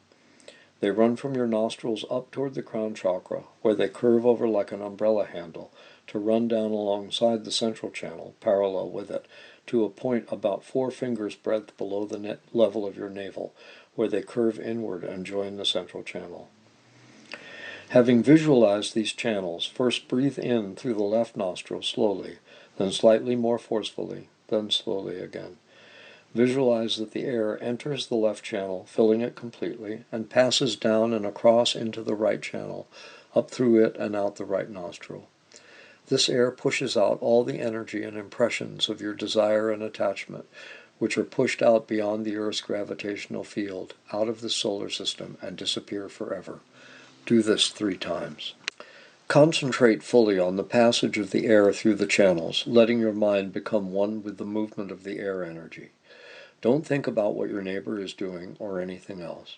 Do not regard your channels as physical, made of flesh and blood. Remember, you are visualizing yourself in the pure aspect of the deity, and the channels are in the nature of consciousness. But since you are not holding the divine pride of being the deity, you can still purify the delusions as I have described. Repeat the exercise 3 times, now breathing in through the right nostril and expelling the air through the left. As the air goes down through the right channel and up through the left, it pushes out all the energy and impressions of your hatred and aversion, whatever makes you feel dark and uncomfortable. These also pass out of the solar system and vanish into emptiness. Now breathe in through both nostrils together, bringing the air down through the right and left channels to the point where they join the central channel. To help you concentrate on this, you can swallow some saliva as the air goes down. When the air reaches the central channel, tighten the inner pelvic muscles and draw energy up from the lower chakra through the central channel to the navel chakra, where it meets and mixes with the air energy from above. Hold your breath and concentrate on the blissful energy you can feel at this point. This is important. As soon as you no longer feel comfortable, exhale naturally through your nostrils, but visualize that instead of going out, the air you have been holding goes up and dissolves inside the central channel. Do this 3 times. This exercise is very helpful for generating blissful energy within your nervous system. The experience of bliss is an integral part of the method of tantric yoga, and thus this exercise is also helpful for your tantric practice. It is this blissful energy, which is in fact your mind, and it is your mind, not somebody else's, that transforms into the lotus seat and the syllable hung when you go on to practice the rest of the sadhana. Therefore, make sure that by the end of the Vaz meditation you feel calm and blissful, and that your mind is no way involved in thoughts of samsaric activities or old familiar places. You should feel that you have such control over your mind that you could place it on any meditation object you choose. If your mind is bothered and agitated, you cannot meditate. Another benefit of this exercise is that it destroys your exaggerated emotional superstitions, which keep you from accomplishing the yoga method. Thus, it is important to experience bliss at the navel chakra as you are holding your breath and concentrating there, and simultaneously you are clearly, consciously aware of that blissful feeling. This is the exact opposite of ordinary samsaric pleasure, which you normally experience unconsciously, without awareness. Why are these 2 experiences so different? Because one derives from wisdom, the other from ignorance. One becomes the path of liberation. The other brings more attachment, desire, and conflict into your mind. But through practice, you can discover all this for yourselves. There is no need for me to tell you. Visualizing the energy dissolving within the central channel when you exhale is an essential aspect of Kundalini Yoga. Therefore, it is important to do this and not feel that you are losing the energy at that time. When you have finished the 9 rounds of the Vaz meditation, you can then go on to the actual yoga method. The purpose of all types of Vajrasattvic practice is purification of negativities and obscurations from the mind, and negative karmic imprints from past unwholesome actions. Such yoga methods are able to function because they operate within a profound understanding of karma, the law of psychological cause and effect, and make use of the 4 opponent powers.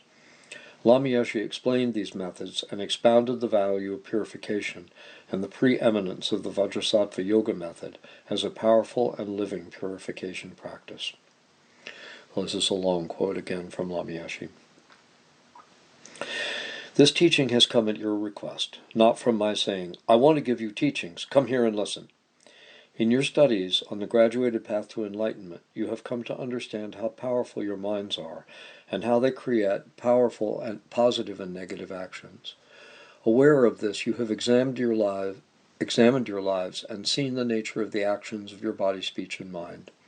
Thus, with knowledge, wisdom, you have requested this teaching to be able to purify the negative forces within you. The way you requested this teaching is also very good. Based on your understanding of the negative mind, your request is neither ignorant nor emotional.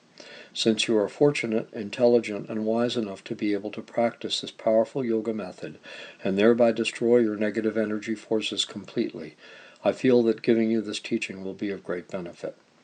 First of all, you are fortunate just to see that there really is a solution to the negative actions that arise from the ignorant mind. Most people are unaware of how they create actions. They also do not understand the difference between positive and negative actions and their results of happiness and suffering. Even when people discover this reality, it is very difficult for them to see how to purify and free themselves completely from the cycle of cause and effect to which they are bound. This is not easy. It takes a long time. You really are fortunate to know all this and to have reached the conclusion that you can purify yourselves. Furthermore, you are very lucky that your wisdom can grasp the profound methods of Tantric Yoga. This is often very difficult for the Western mind. How difficult? Well, when Westerners first meet the Dharma, they cannot even understand the purpose of making prostrations. Why should I do prostrations? Sorry, that's not for me. Prostrations are so simple, so easy to understand. In contrast, the profound methods of Tantric Yoga are extremely deep, much more difficult to grasp. Let me put this another way. We often find that when we meditate on the Lam Rim, the path to liberation and enlightened realizations, we encounter many hindrances. We cannot understand why it is so difficult to meditate, to control our minds, to gain realizations. It is not just a lack of wisdom. It is that over countless lives the negative energy forces of our body, speech, and mind have accumulated such that now they fill us like a vast ocean. By contrast, our knowledge wisdom is as weak as the light of a flickering little candle. A little candle isn't much help on a dark and windy night. It is the energy of our wrong conceptions, our negative mind, that makes it difficult for us to actualize the everlasting, peaceful path of liberation and to receive realizations. Therefore, we need a powerful purification practice like the Tantric Yoga method of Heruka Vajrasattva to destroy both the energy of the ignorant mind and the negative actions of body and speech that arise from it. The yoga method of Heruka Vajrasattva has the power to purify all negative energy, which is the main thing preventing you from actualizing the path. This impure energy creates both physical and mental hindrances, and also leaves certain imprints. Philosophically, we say that these are neither mind nor form. The negativity I'm talking about is conceptually different from your previous understanding of the term. Most Westerners think that negativity refers to just the gross level of the emotions. It goes much deeper than that. While insight meditation on the graduated path is the actual way to liberation, when you feel that you cannot meditate, there are too many interruptions, you cannot concentrate, you cannot solve your problems, remember that there is something else you can do to remove obstacles: purification. In the experience of Tibetan Lamas, sessions of insight meditation on the path should alternate with sessions of a powerful purification practice, such as the yoga method of Heruka Vajrasattva. This combined approach ensures that you will gain the realizations you seek without frustration. In order to gain higher realizations, it is most important to practice the powerful methods of purification found in the Vajrayana path. Many lamas have found that purification overcomes the hindrances of both negative energy and its imprints.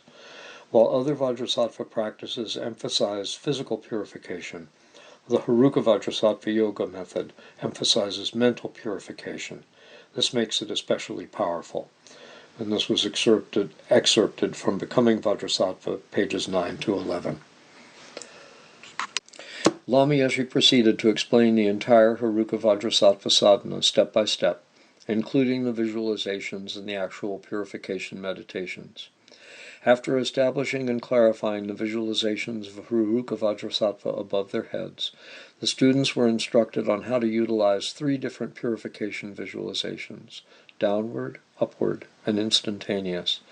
In the first, a cascade of white purifying light and nectar flows down from Heruka Vajrasattva through the crown of the head and fills one's entire nervous system, driving all the delusions out through the lower orifices of the body in the form of scorpions, snakes, and black oily sludge. In the second method, the white purifying light and nectar fill the body from the bottom up. All one's negative karma, mental impurities, and sicknesses float up on the surface and are forced out through the crown and the upper openings of the body. In the third method, one visualizes that as the powerful stream of purifying white light and nectar descends from Heruka Vajrasattva and enters the crown of one's head, it immediately flows into the central channel and instantly floods one's entire body, immediately dispelling all negativities, both gross and subtle, just as turning on a bright light instantly dispels the darkness in a room. Then came detailed instructions on how to conduct a meditation retreat from beginning to end. The commitment was to complete 100,000 mantra recitations in concentrated meditation sessions, and if possible, in a single uninterrupted retreat. The retreat room must be kept very clean, tidy, and uncluttered. It should include an altar upon which the retreatant places an image of the principal deity, Heruka Vajrasattva, together with water and food offerings, flowers, and incense. Lama offered many hints and tips from his own experience, warning the students not to go to extremes, but instead to eat well, sleep well, do short sessions, and not allow themselves to be distracted by visitors, correspondence, or too much reading, not even Dharma books. He strongly recommended group retreats as more beneficial for beginners than solitary retreats. Because of their inexperience, new students can become a bit neurotic while in retreat. Unable to remain balanced, they may easily become too tight or too loose. Lama Yeshe's personal advice for doing retreat varied from individual to individual. To one person who was asked to do the retreat, Lama simply said, "What for?" New Yorker Bernard Handler had completed his 3rd meditation Kopan course and wanted to do a solitary retreat. "But I'm setting up this group retreat just for you, dear," Lama exclaimed. Bernard was determined to do it alone, so Lama Yeshe offered him some advice on how to deal with lice and fleas. He pulled out a little box of DDT and said, "We Lamas, we do this," Bernard recalled. It was like a TV commercial. He sprinkled some powder around him in a circle and said some prayer, with words to the effect that these bugs must kindly leave now. "This way I'm not involved in killing them," he said. But I couldn't do it. I didn't want to even own any DDT. Some Westerners took their vow not to kill any living being very seriously and included even the parasites that sometimes infested their intestines. Lama Yeshe advised them that if they allowed themselves to become too sick to meditate, they were not going to be of much use to sentient beings anyway. When making ethical choices, one always has to weigh the benefit between one alternative and another. Many of the newly ordained monks and nuns also wanted to do Vajrasattva retreat. Lama Yeshe arranged for Wang Mo's little boy, Daja, to move in with Jampa Trinley's family so that she and Nicole Couture could go into retreat at Paplu, near Junbezi. When Wang Mo returned several months later, Daja was babbling fluently in Tibetan. Wang Mo chose to leave him there. And the footnote is, in 2007, Daja Meston wrote a book about his childhood experiences, Comes the Peace. Pende and Chodak were also thinking of doing the Vajrasattva retreat and asked Lama Yeshe if they should go back to the mountains to do it. He gave us such a look as if to say, "What on earth did it matter where we did the retreat?" said Pende. We both cracked up laughing. The 6th Kopan course had ended. Spring was coming, and an end to to an end, and monsoon season was getting closer. This had been the first meditation course for Harvey Horrocks, whereas it had been Peter Kedge's fourth. After the course, Harvey participated in a Lamrim retreat, said Peter, and then stayed around Copan for a while. A day or so before the Vajrasattva empowerment, Lama called to me and said, "Tell your friend he can come to the initiation." My friend, of course, was Harvey. I was really quite stunned, and I was the old student while he was still quite new. Harvey had made no request or shown any interest in taking the initiation or doing the long retreat, but somehow Lama had identified him as someone who was able to do so. Harvey remembered that he was so worried about whether he could cope with retreat that he actually missed the initiation. Then one day Lama Yeshe stopped by and asked if I was going to do the retreat. Just by his mentioning it, I suddenly felt I could do it after all. He gave me the initiation privately. It was like rediscovering someone whom I already knew incredibly well. He told me I should go up to Lao Do and do retreat with Peter Kedge, and that he would personally arrange my accommodation. Harvey and Peter did the retreat together, spending almost 5 months in a Sherpa house in the tiny village of Mende, just below the Lao Do Gompa. Among the Western Buddhists living in the East, monsoon season was often the time to head up into the mountains of Nepal or India to reduce one's activities to enter retreat. With so many Western monks and nuns doing retreat in Lao Do, Thupten Pemo thought maybe she should go up there too. I asked Lama Yeshe about it. He stared into space for a moment. Then he told me that I could get sick up there. Instead, he advised me to join a group Vajrasattva retreat that was about to take place in Copan, led by Anila Ann. Clearly, Lama Yeshe had a plan. Since that time, group Vajrasattva retreats have frequently been held at Tushita Meditation Center, then called Tushita Retreat Center, in Dharamsala. Nawan Chodak was still Copan's shopper and driver. One day, while I was on my way to the garage, I heard Lama Yeshe call out to me, "Chodak!" Everything stood still when Lama called your name, Chodak recounted. I went over and he said, "How is everything, dear? Have you heard from Lisa?" She was back in Denmark, and I had just had a letter in which she had said I would always be her husband and that she loved and respected me. I had composed one in reply suggesting she should consider me dead and find a new husband who would appreciate a good woman and a family, because I was not that man. I told Lama about these letters, and he said, "No, don't write that. Write this instead. Dear Lisa, I love you very much. I miss you, and I miss my sons. Please come and be with me during the next meditation course in November." Well, I thought, if my ordination survives this, it will be pretty amazing. Nawan Chodak cornered Lama Yeshe as he left the tent after one teaching, determined to show him one of Carlos Castaneda's books. "Lama, you must read this book," Chodak enthused. Lama took the book from Chodak and, holding it with both hands, struck him on the head with it as he said, "I hit, do, hit, not, hit, need, hit, to, hit, read, hit, this, hit, book, hard hit." This section is called the last trek of the Mount Everest Center monks to Lao Do. At the start of summer, as the monsoon season began, the Mount Everest Center monks went back up to Lao Do for the last time.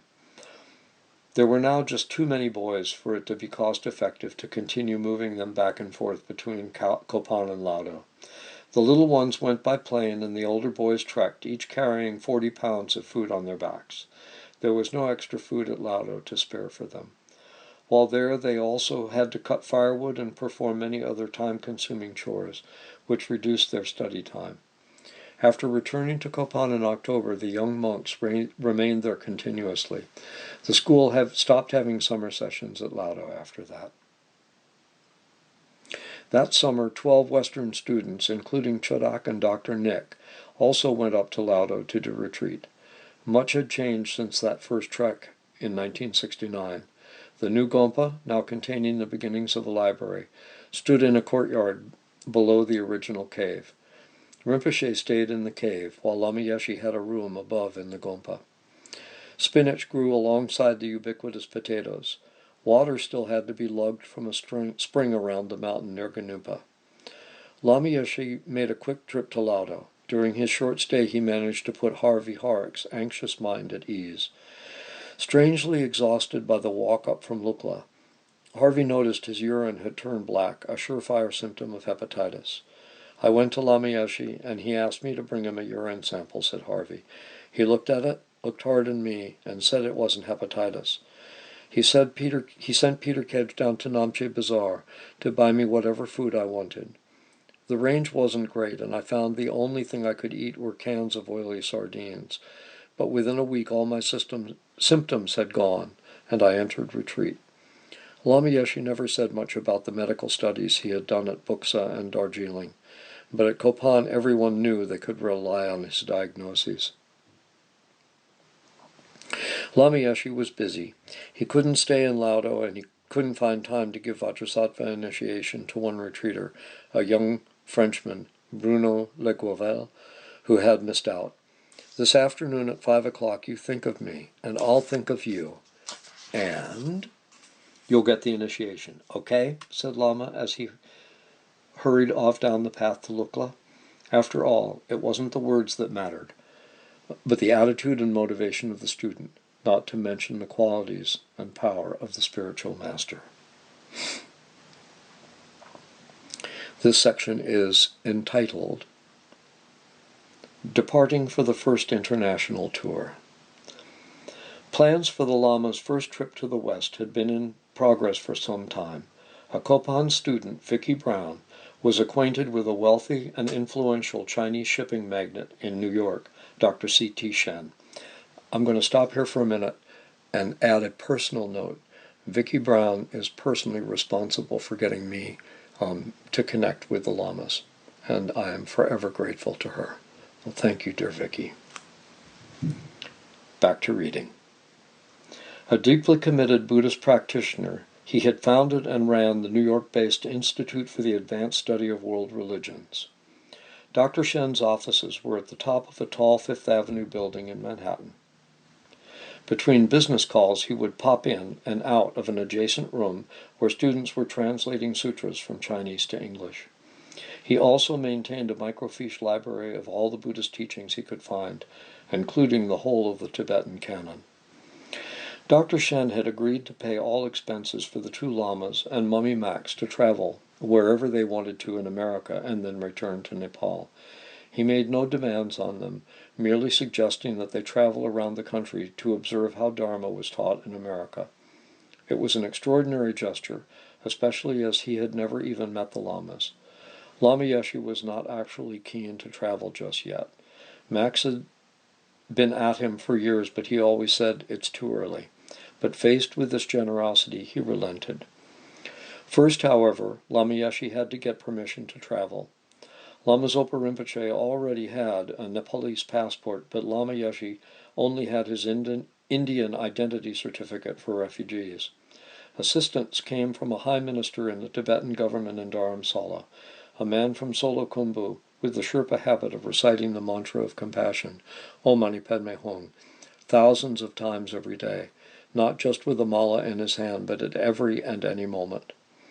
Soon Lamayeshi had his permission to travel.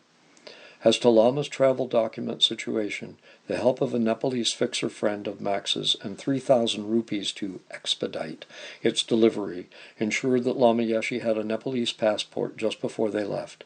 His name was Thupten Yeshi Sherpa Lama. Although Dr. Shen was paying for the trip, Lama wanted a little more cash.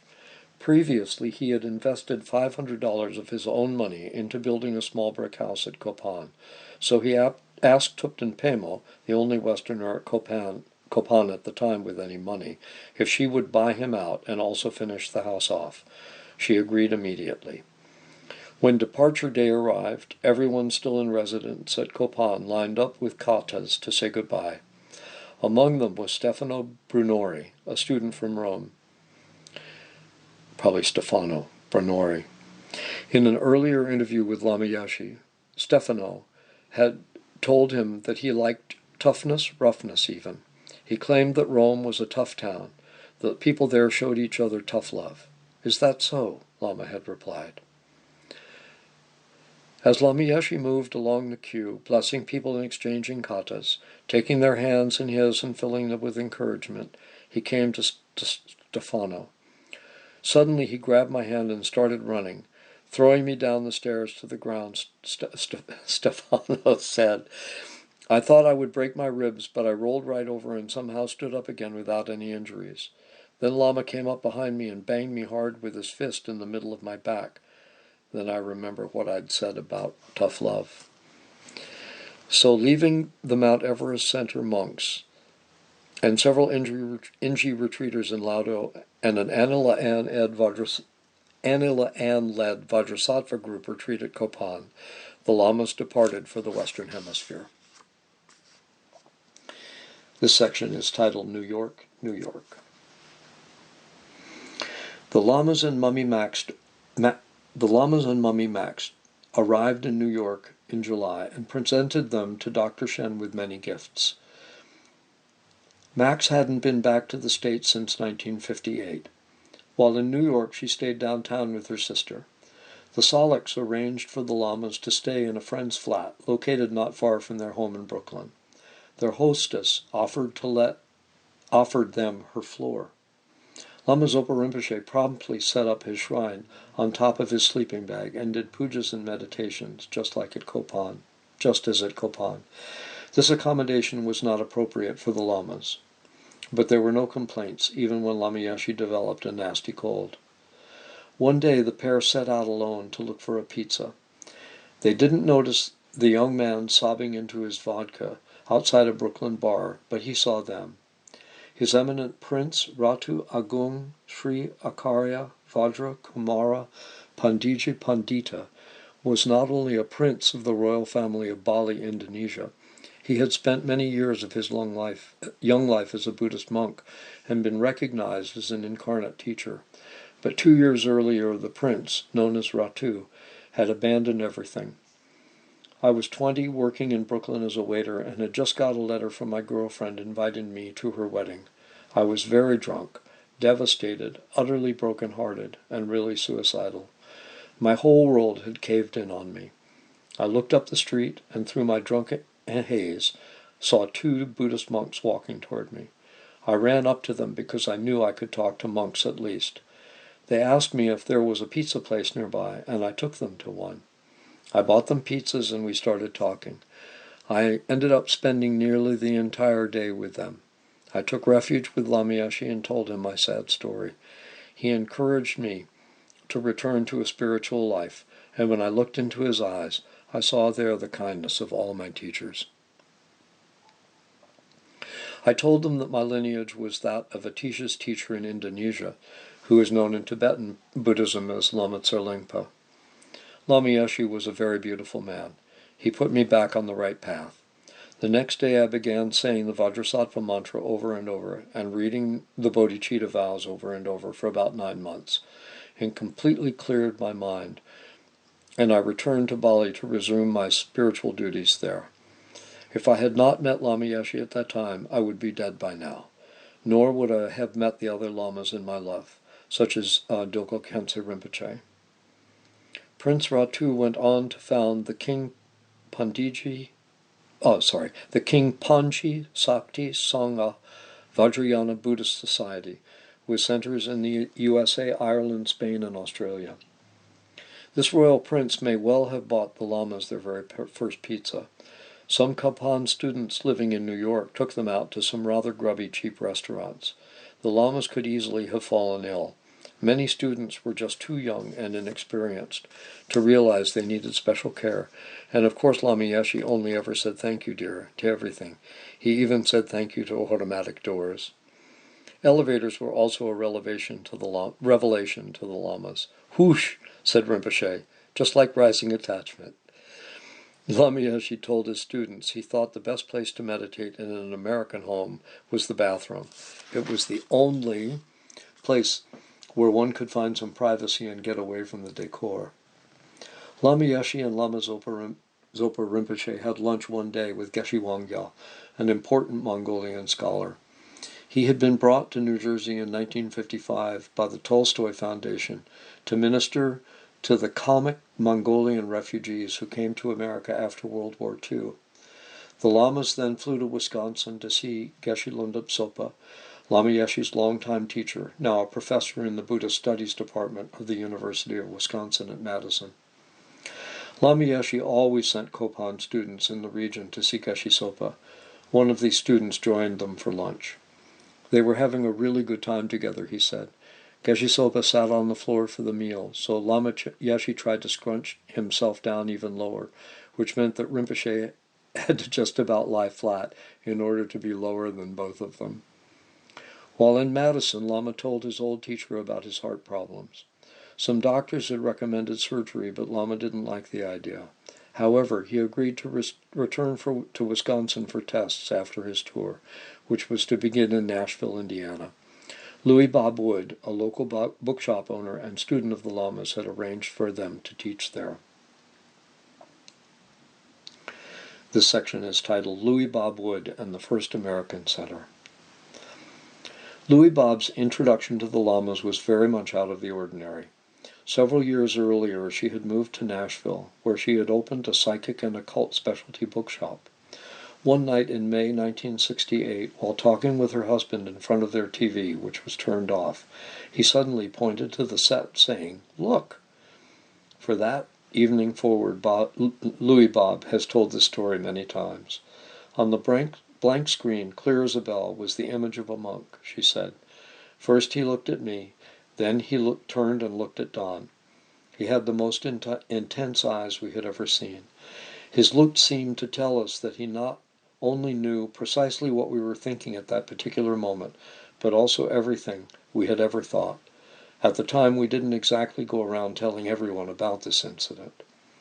5 years later, a series of coincidences led me to the 5th meditation course at Kopan.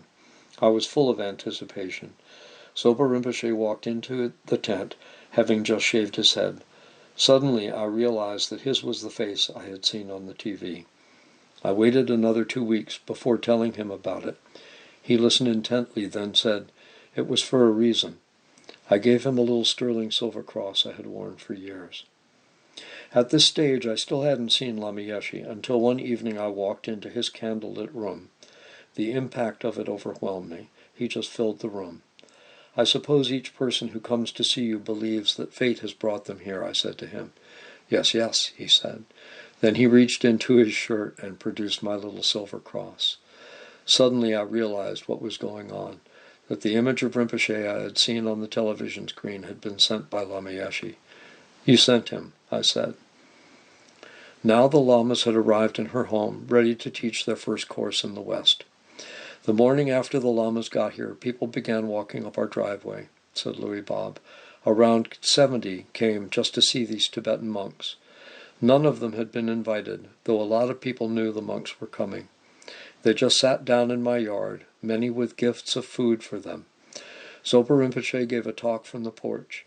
The next day Lama Yeshe spoke to them in the living room. Afterward, Lama Yeshe went up to a small bedroom, and everyone lined up on the stairs and indeed all through the house in order to have a 15-minute interview with him. I asked him to bless my family's signet ring," recalled George Props, a local realtor. "I couldn't think of anything else. Afterward, I thought I should have asked about my future, but that would have been ridiculous. I knew this wasn't about fortune-telling." "I remember Lama Zopa was simply fascinated by our dishwasher," said Louis Bob. "He told me there were too many kinds of cereal in the local food store. Also, one day he tasted ice cream, very gingerly.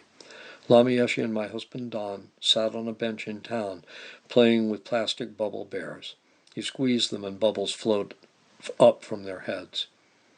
It was here at Louis Bob's that the Lamas founded their first Western center, naming it the Bodhicitta Education, Research, and Retreat Center for Developing Human Potential."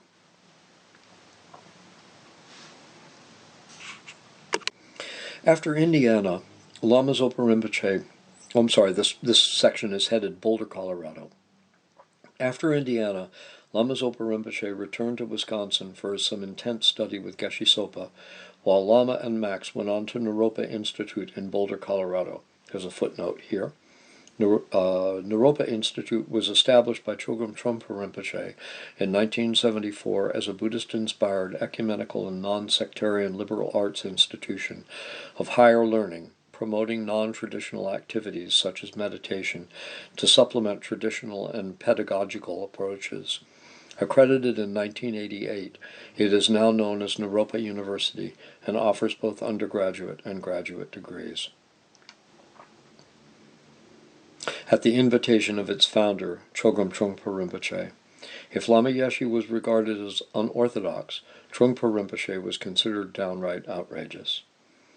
On July 25th, Lama Yeshe was to give a lecture at Naropa, so Max went to the hall a little ahead of time to make sure everything was in order. The audience was already there, happily lounging around and smoking cigarettes. At the front of the hall was an elevated platform with a chair on it. The fourth-grade teacher instantly ordered the cigarette stubbed out, the room straightened, and a cushion brought for Lama. She told them all to stand up when he came into the room. In his talk, Lama emphasized that the practice of Dharma should change one's behavior. And this is now Lama Yeshe speaking. Buddhist teachings are so simple and straightforward. If you find them complicated, it is only because you have made them so. The remedy is to take a good look at your own mind. Try to observe your false mental conceptions and investigate the energy of your body, speech, and mind to see if it is blocked or misdirected. In order to do this effectively, you must have gained some control over your mind. It is for this reason that mental discipline, or mental rule, becomes so vital to your practice. Mental discipline is not a neurotic constriction of your thoughts. It does not mean that you imprison yourself in unnatural and non-spontaneous conduct. Rather, it means that you developed an acute awareness of all your actions.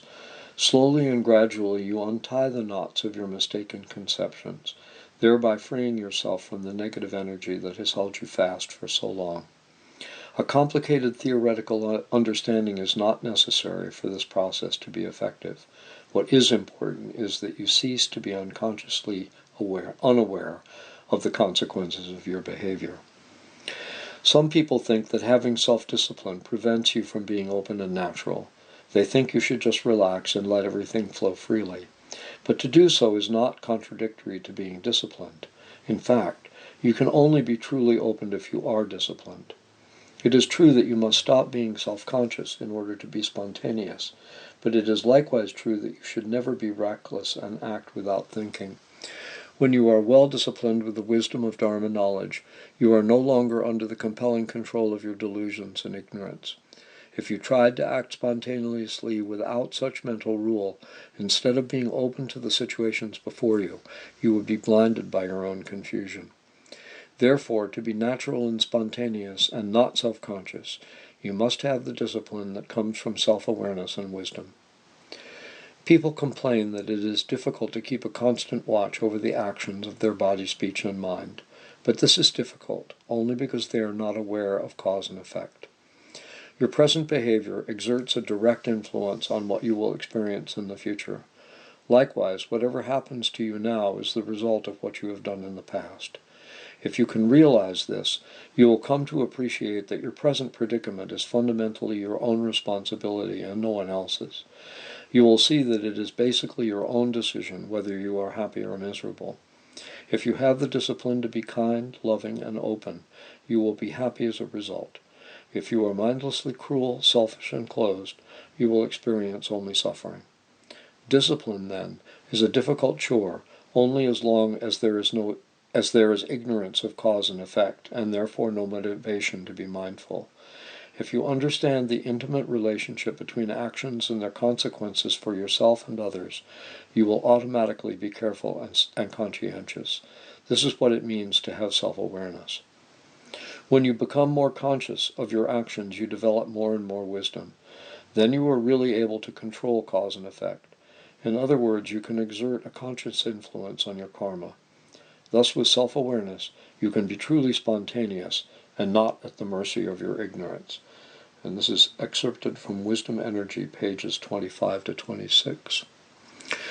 Lama and Trungpa Rinpoche hit it off extremely well. Invited to join Trungpa Rinpoche at a board meeting, Lama was ushered into a room full of men dressed in suits and smoking cigars. That evening he and Max dined with Trungpa Rinpoche, whose idea of dinner was a lot of wine served with a little food around midnight. Lama Yeshe was seen to take just one tiny sip of wine. As Max and Lama left Naropa Institute, Max couldn't help mentioning how annoyed she'd been by all that smoking and drinking. "Don't you criticize," Lama retorted. "You have no basis to criticize a bodhisattva. Your view that you think is so right is all wrong." This section is called Berkeley, California. When Lama first arrived in New York, he had phoned Judy Weitzner in California. "I bet you didn't think I would come to see you before you came to see me," he said. Judy couldn't believe how much his English had improved since 1969. She arranged for Lama and Max to stay with her childhood friend, Carol Fields, and Carol's husband, Howard, in their Berkeley home. Carol was thrilled and immediately set about painting the rooms they were to occupy, meanwhile packing all the meat into her basement freezer in the innocent belief that the Lamas were bound to be vegetarian. She cleaned the house from top to bottom to make it pure for this 4-day visit. "I pictured him in yellow robes with a beard," said Carol, "but he wasn't anything like I'd imagined. He had such expressive eyes and a comfortable, humorous, informal manner." "Come and see your room, Lama," said Judy. "Carol painted it for you in the same color as your robes, and she didn't even know what color they were." Lama looked startled, as if this was significant. "During their stay, I just put myself at their disposal," recalled Carol. "Kopan students started coming by, one of whom just dropped to the floor, sobbing in front of him. He helped her up and gently led her off for a private talk. He seemed to respect each emotion, but downplayed it. If I interrupted him when he was with somebody, he was able to stop me in a nonverbal way, making me more aware, but without rejecting me. In the mornings, he'd join us all for breakfast cereal.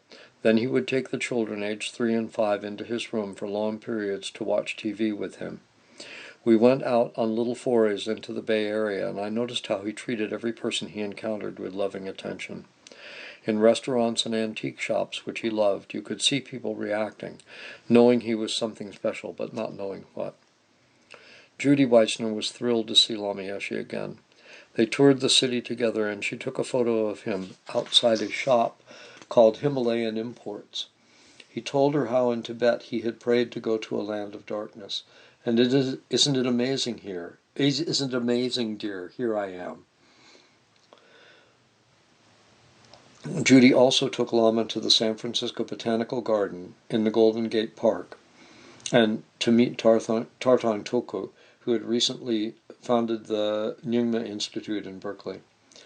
Jan Willis was also in California at that time. She spent a long evening with Lama Yeshe discussing various points of her doctoral dissertation. "He told me I should go to see Geshe Sopa. He picked up the telephone, dialed Geshe Sopa's number like it was something he did every day of his life, and asked him to help me find the commentaries I needed. Lama Yeshe constantly built up my confidence. He was convinced that confidence was a major problem with Westerners. It certainly was for me, an African-American woman from the South." On July 30th, Lama gave a talk in Berkeley entitled "Searching for the Causes of Unhappiness." Afterward, the audience begged him to return and teach a course in California. And this is a long quote from Lama. "We often suffer from strong desire, or craving for something. This follows from uncontrolled happy feelings experienced in relation to the object. When such feelings arrive, you have to check up and see clearly what is happening. It is very important to investigate why these happy feelings produce the uneasiness of craving and desire. Similarly, when you are unhappy, try to discover why such a feeling leads automatically to hostility. Sometimes you feel neither happy nor unhappy about something. This neutral feeling often leads to mental fogginess, an ignorant state in which you do not wish to be bothered with considering the object at all. These 3 ways of responding to your experiences are not always gross and obvious, but often so subtle as to be barely noticeable. As humans, we are under their influence at all times, even though we are usually unaware of it. Therefore, if you wish to train your mind, you must sharpen your wisdom and become more conscious of what is actually happening within. When you look closely at the nature of your feelings and see how they function, you discover something very interesting. If I can make a statement here, all psychological problems come from feelings. When a happy feeling arises, your uncontrolled mind is tossed here and there by it. When an unhappy feeling arises, then your mind is uncontrolled, and it is obvious that problems will follow in its wake. Even neutral feelings, which are neither pleasant nor painful, lead eventually to problems and suffering. You wish to ignore whatever aroused these in-between feelings, and therefore you avoid exploring its reality. This reaction of closing yourself off from something is the very nature of ignorance, and is totally contrary to the development of liberating wisdom knowledge. While it is true that feelings produce desire, hatred, and other psychological problems, this is only half the story. These psychological states in turn arouse further disturbing feelings. It is a vicious cycle. Each is the cause of the next, and they all spin endlessly in our consciousness, occupying nearly all of our time and energy. It is very worthwhile to look closely into the nature of your feelings and investigate what goes on in your consciousness, mind, psyche, or whatever you wish to call it. This is so worthwhile. Who could ever deny it? Do religious doctrines teach a more effective approach for attaining true peace of mind? Are science and philosophy opposed to this method of investigation? Not at all. In fact, a background in philosophy only strengthens the realizations gained from such inner explorations. Without such solidity to your beliefs, you might feel you have an answer to a particular problem, only to see it disappear when someone questions you about it. Psychological solutions should not be as flimsy as this. And this is excerpted from Wisdom Energy, pages 33 and 34.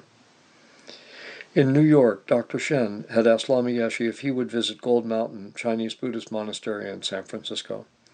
One day, Max, Judy, Carol, and Lama arrived at the monastery unannounced, and the Western monk who answered the door refused to let them in. He told them to try again in 2 hours, which they did very humbly. Again, the Western monk was unwelcoming. However, an old Chinese woman there took one look at Lama Yeshe and instantly sank to the floor in prostration. Next, the master himself came downstairs. His eyes lit up when he saw Lama Yeshe, and he immediately invited the group upstairs for tea.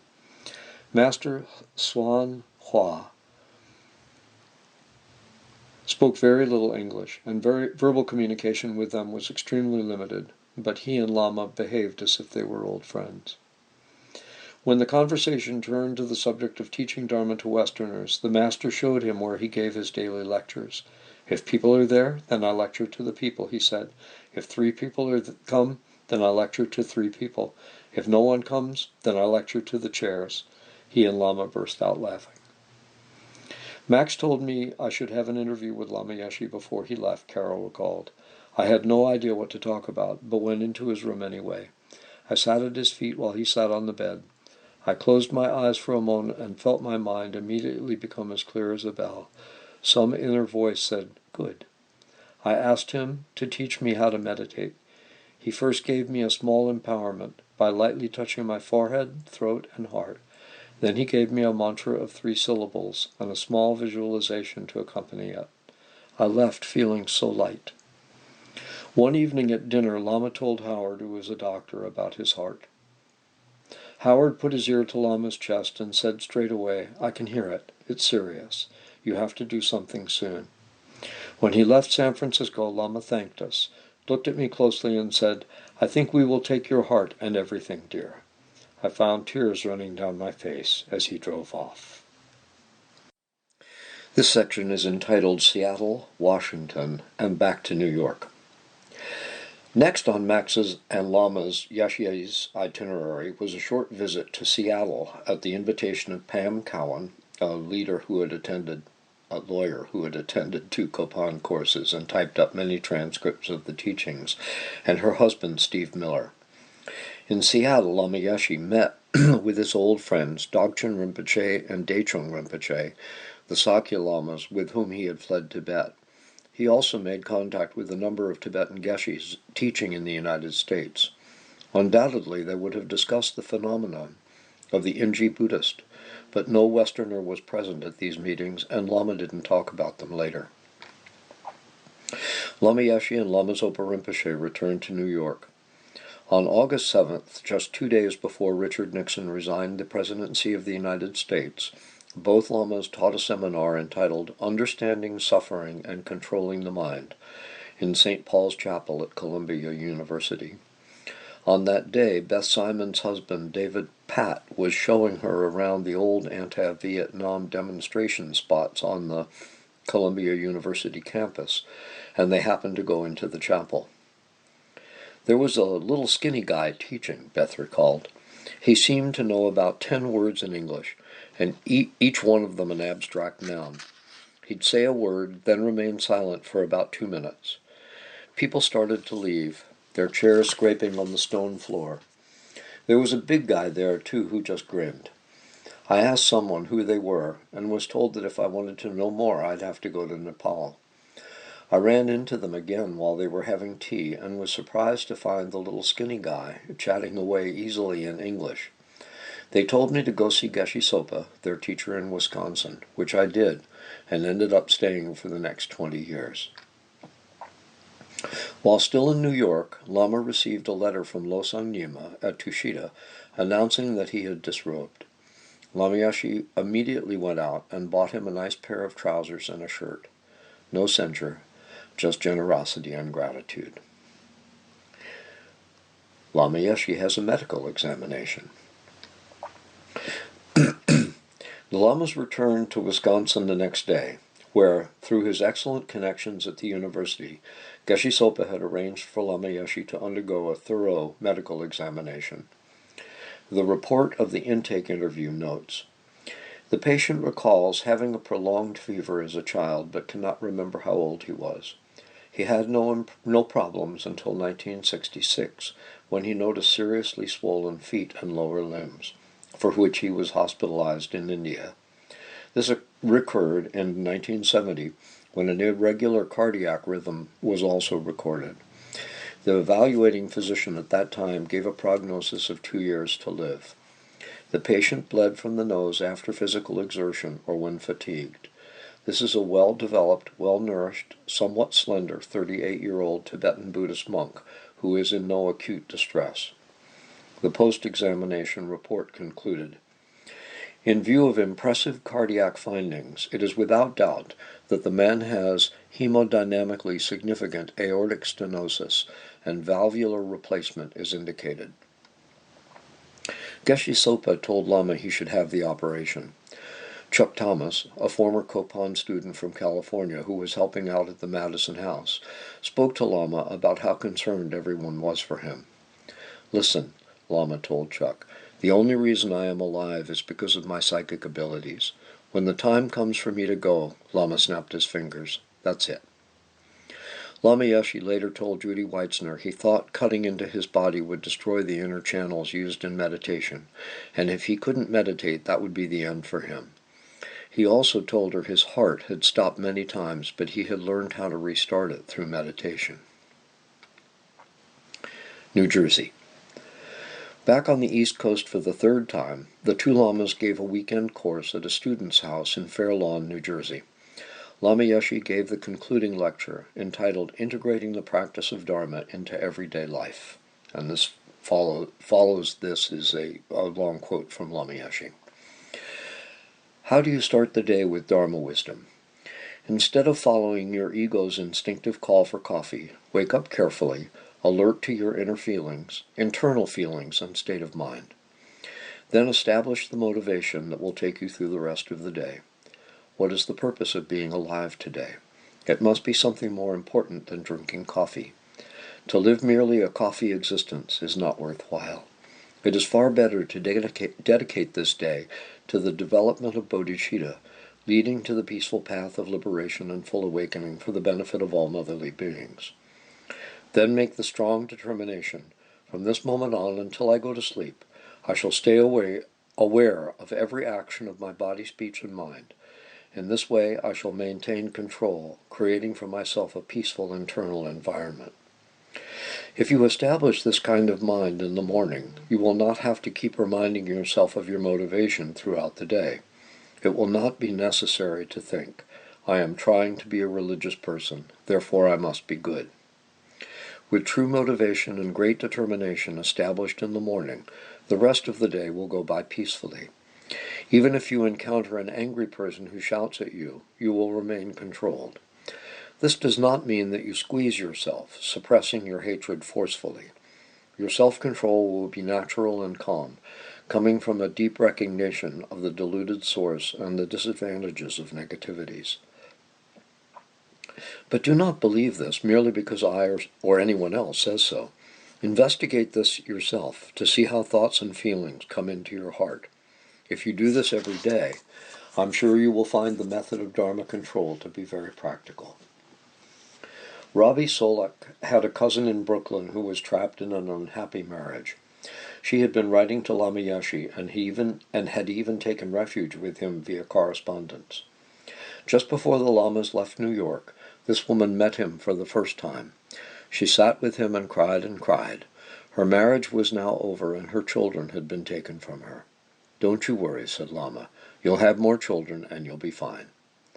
Later she remarried and had another daughter, who brought her much joy. Back to India, on to Australia. Mommy Max had to hurry back to her teaching job in Nepal before the end of their trip. Anila Ann, who had been in Canada for her sister's funeral, joined the Lamas in New York to fly to Australia with them via Delhi. They spent 2 days at the York Hotel on Connaught Place, New Delhi, the hotel owned by Lama Yeshe's sister, Chisholm, and her Chinese husband, Mr. Wong. Since Lama called his sister Achela, everyone else did too. On their second night in Delhi, they ate at the hotel restaurant, where they ran into Zina's ex-husband, Conrad Brooks. He invited them to view his new movie, Siddhartha, and told them he also wanted to make a movie about Zina, but he never did.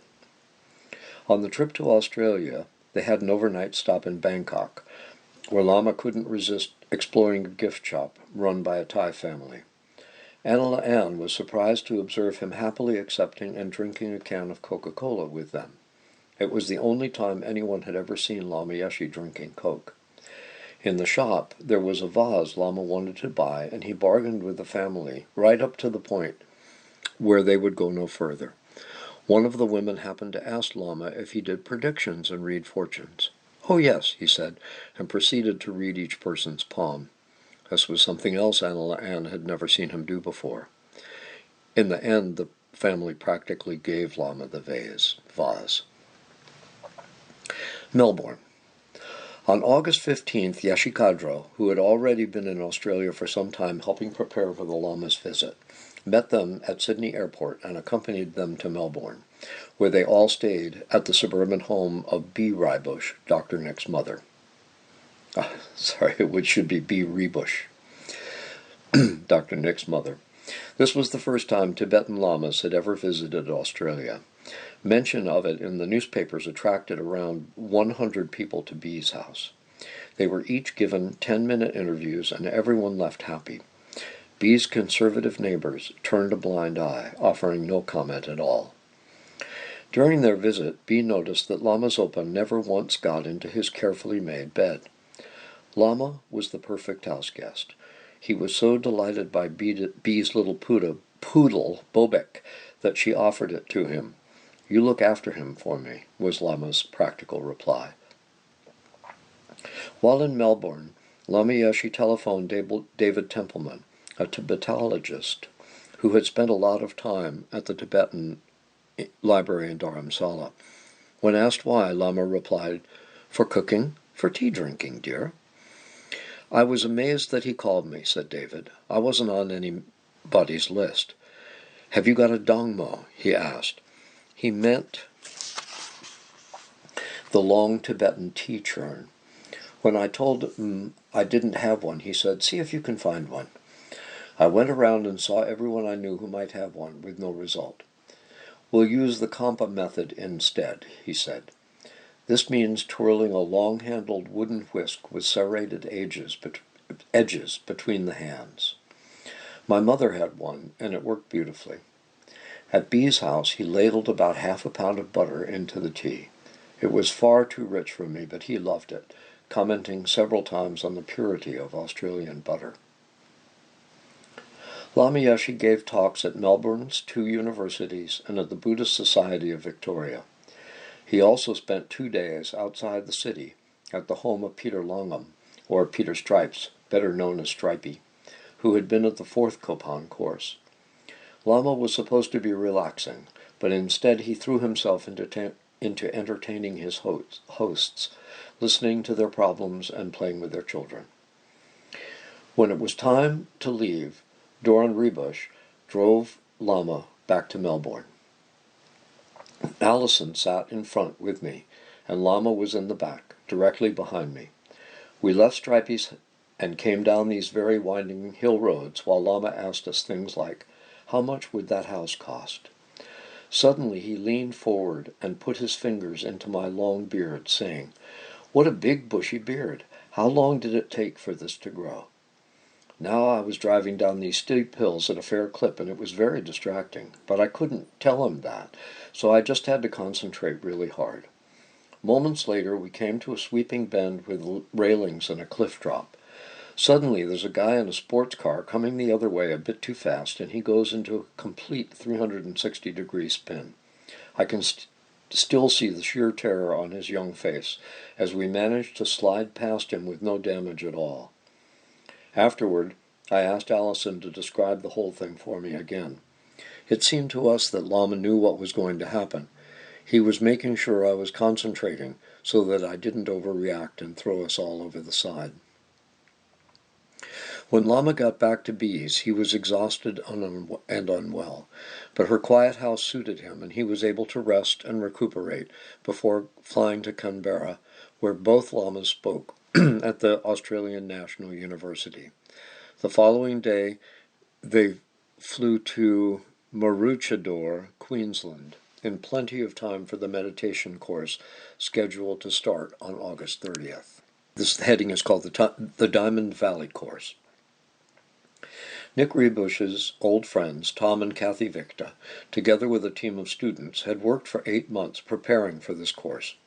It was to be held on an open piece of land out in the bush situated beside a pretty creek near the Victa's small farm in Diamond Valley in southeast Queensland. Pete Northend appeared just in time to build a small two-roomed cabin for the Lamas out of mill ends lined with styrofoam. Their cold water standpipe was the most sophisticated plumbing on site. The only hot water available came from a 44-gallon drum suspended over a fire.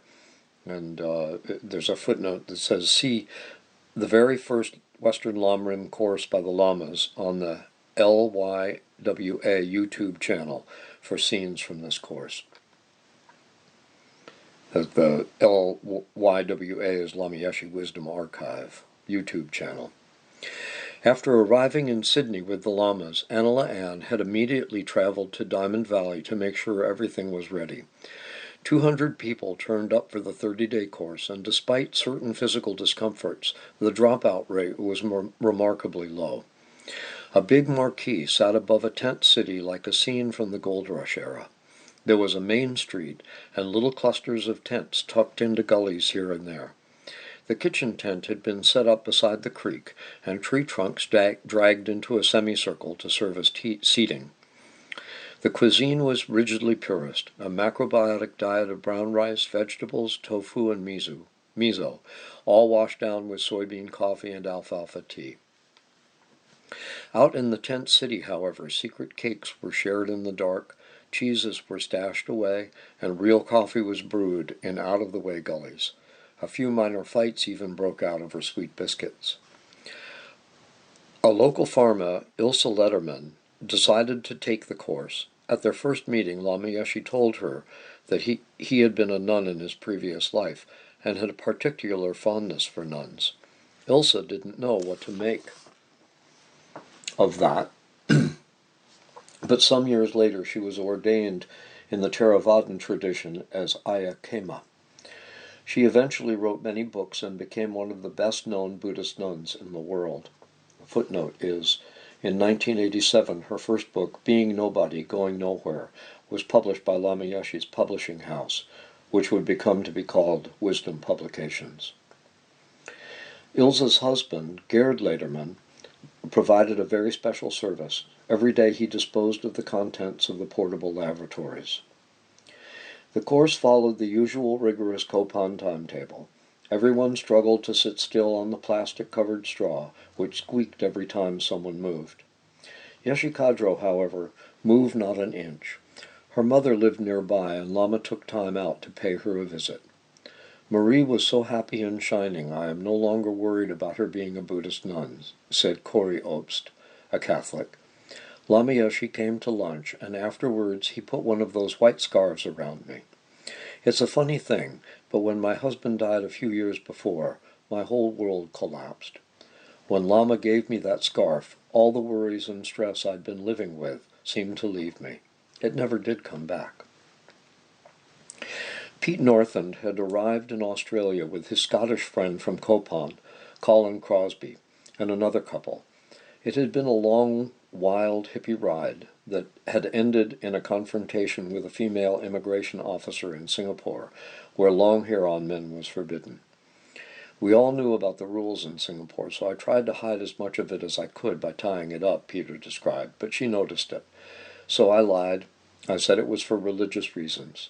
She put "suspected hippie in transit" on my passport, and an armed guard escorted me onto the ship. But I kept my long hair. When the Lamas arrived at Diamond Valley, Anila Ann asked me to draw their water. I didn't really want them to see me because I just knew they would be right on my case. I crept up to their house very quietly. Well, Lama Yeshe was on to me in a flash. "Shingso, how was your trip?" he asked. I told him it was okay, but I'd had a bit of problem with my long hair. "Well, if you have an attachment problem with your hair, I can fix it very quick. I can chop it off." I knew I was attached to my hair and felt bad about lying in Singapore, so I said, "Okay, cut it off." Well, he absolutely massacred it.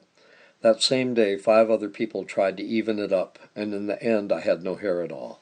I looked ridiculous. Distracting love affairs were not unusual during courses. One student who had already attended several courses fell head over heels in love with a girl there. It was love at first sight for him, and he fondly imagined she felt the same. Unable to concentrate on Rinpoche's teachings, he went to see Lama Yeshe.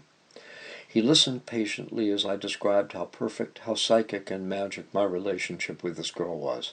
Then he said, "Right now, dear, your mind is 100% deluded. She's no different to this," and he tapped the styrofoam wall lining. "You're 100% deluded." I was annoyed by this and got up to leave. Suddenly he leapt off the bed, pinned me to the chair, and clamping his right hand onto my shoulder, stood over me, mumbling and blowing onto the crown of my head, while vigorously rubbing up and down my spine with his left hand. It worked, because all my totally disturbing thoughts about this girl just died down. I was able to put them on hold until the end of the course. Lama Yeshe knew all about his students' love affairs, about the chocolate stashes and their drug-taking. One day some of the wilder ones dropped some acid and disappeared into the bush. All of a sudden we looked up to see Lama Yeshe ahead of us, skipping along from rock to rock, waving, not showing any displeasure or censure. Hank Sinema was unsure if he wanted to remain at the course. I skipped the teachings one day and was strolling around the bush when I spotted Lama Yeshe ahead of me. As he approached, I started to feel apprehensive. He must have sensed this, because he stopped and just stood looking at me. From his eyes beamed such a stream of love and compassion that my heart opened and I just felt transformed. To me he looked just like St. Nicholas from my Dutch childhood. Running into people when they most needed it was part of Lama's special magic. The Lamas took a day off to go to the Mooloolaba beach in Tom Victor's van. Everyone got out to enjoy the view from the cliffs, but Lama Yeshe ran straight down to the water's edge, hitched up his robes, and waded in, splashing about with delight. He cupped the water in his hands and washed his face, leaping back in surprise at its saltiness.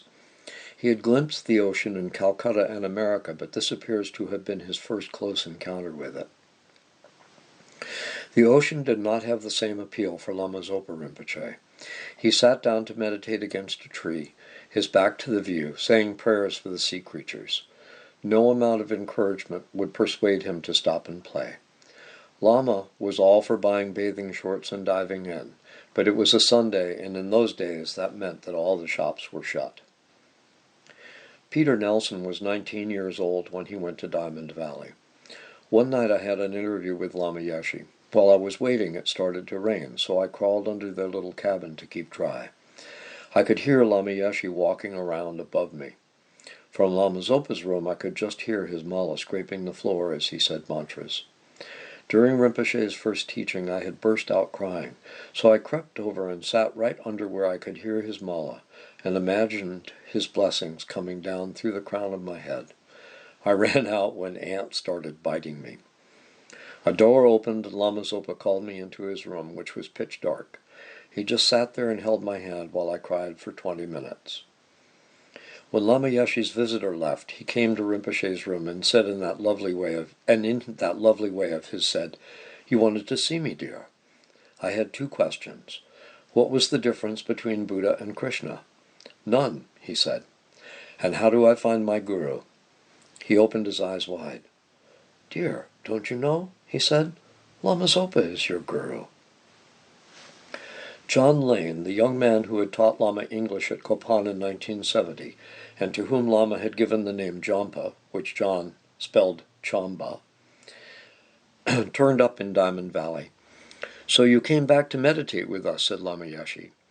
Chamba Lane said no, he didn't want to join the group, but was happy to work in the kitchen. Lama Yeshe's face darkened instantly.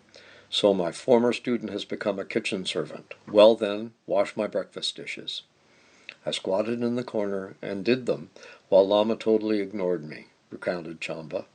I came back and did the evening dishes, and was then ordered to empty the lavatory and bring him breakfast. This went on for 2 days until someone from the course arrived in tears while I was cleaning up. I got up to leave, but Lama said in a very gruff voice, "No, you finish dishes." I did so quietly in the corner, while Lama and the tearful person discussed the problem. When we were alone again, Lama glanced at me and said, "Well, what did you think of that?" It was the first time he had been civil to me since I arrived. After that, when people came in to him with problems, he had me listen in, and when they left, we'd discuss the situation. Toward the end of the course, Lama said to his new servant, "Tonight you bring a pen and paper. We must write down a special meditation for my students in Sydney. The words must be exactly perfect. So I will dictate to you, and you write down and correct. Your job is making the meaning perfectly clear." "But Lama," pleaded Chamba, "I have a date tonight with one of the ladies in the kitchen. Can't we do it tomorrow?" "What, you're still chasing sexual feeling?" Lama exclaimed. "You have time for that later. Tonight we work."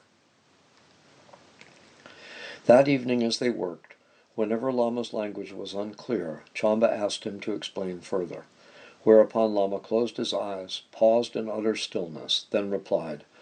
I realized he was going off into a trance, Chamba recalled, some state where he could directly experience what I was asking about. Then he'd snap back. The night they finished the work, there was a party in the kitchen tent.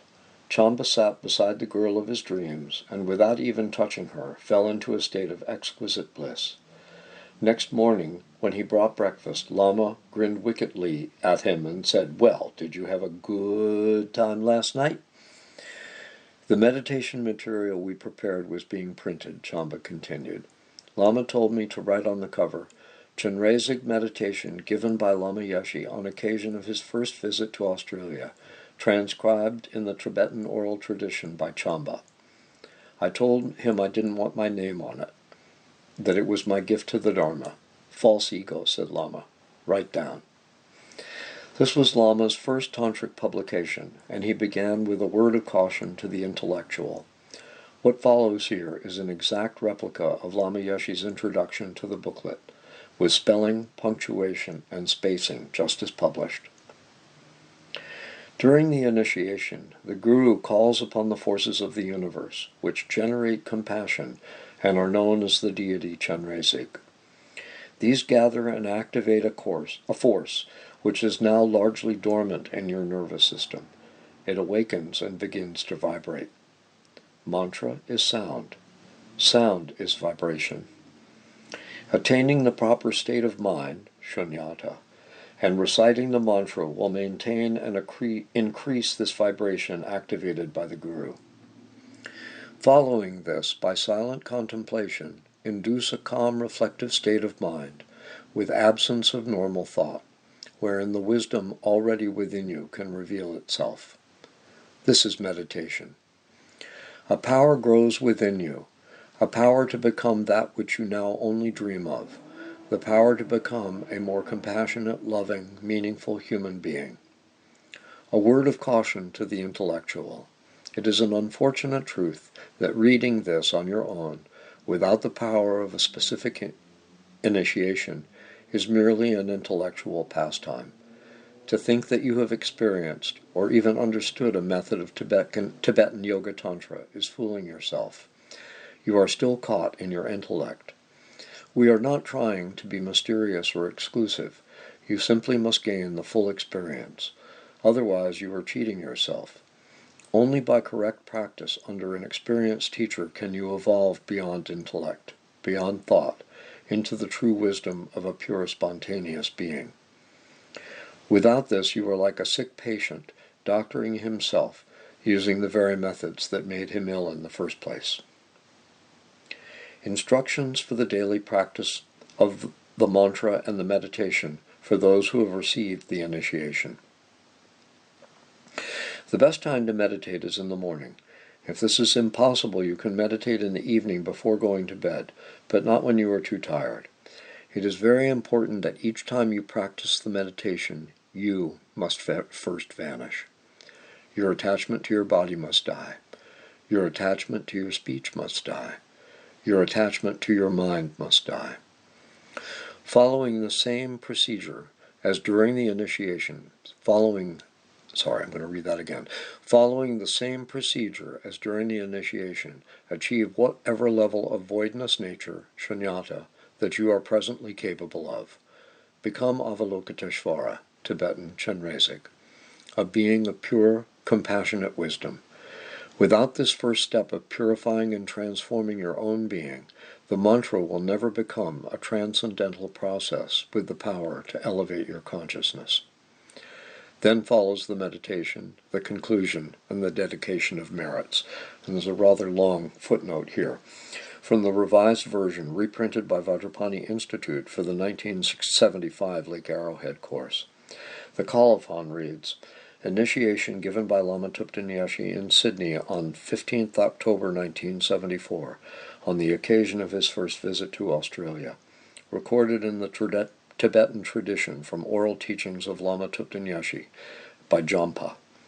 The spelling of Jampa Lane's Tibetan name differs here from his own preference. It seemed that this was a choice made by the publisher of the booklet at the time of printing. Having the lamas in Australia and attending a meditation course among the gum trees was just too wonderful.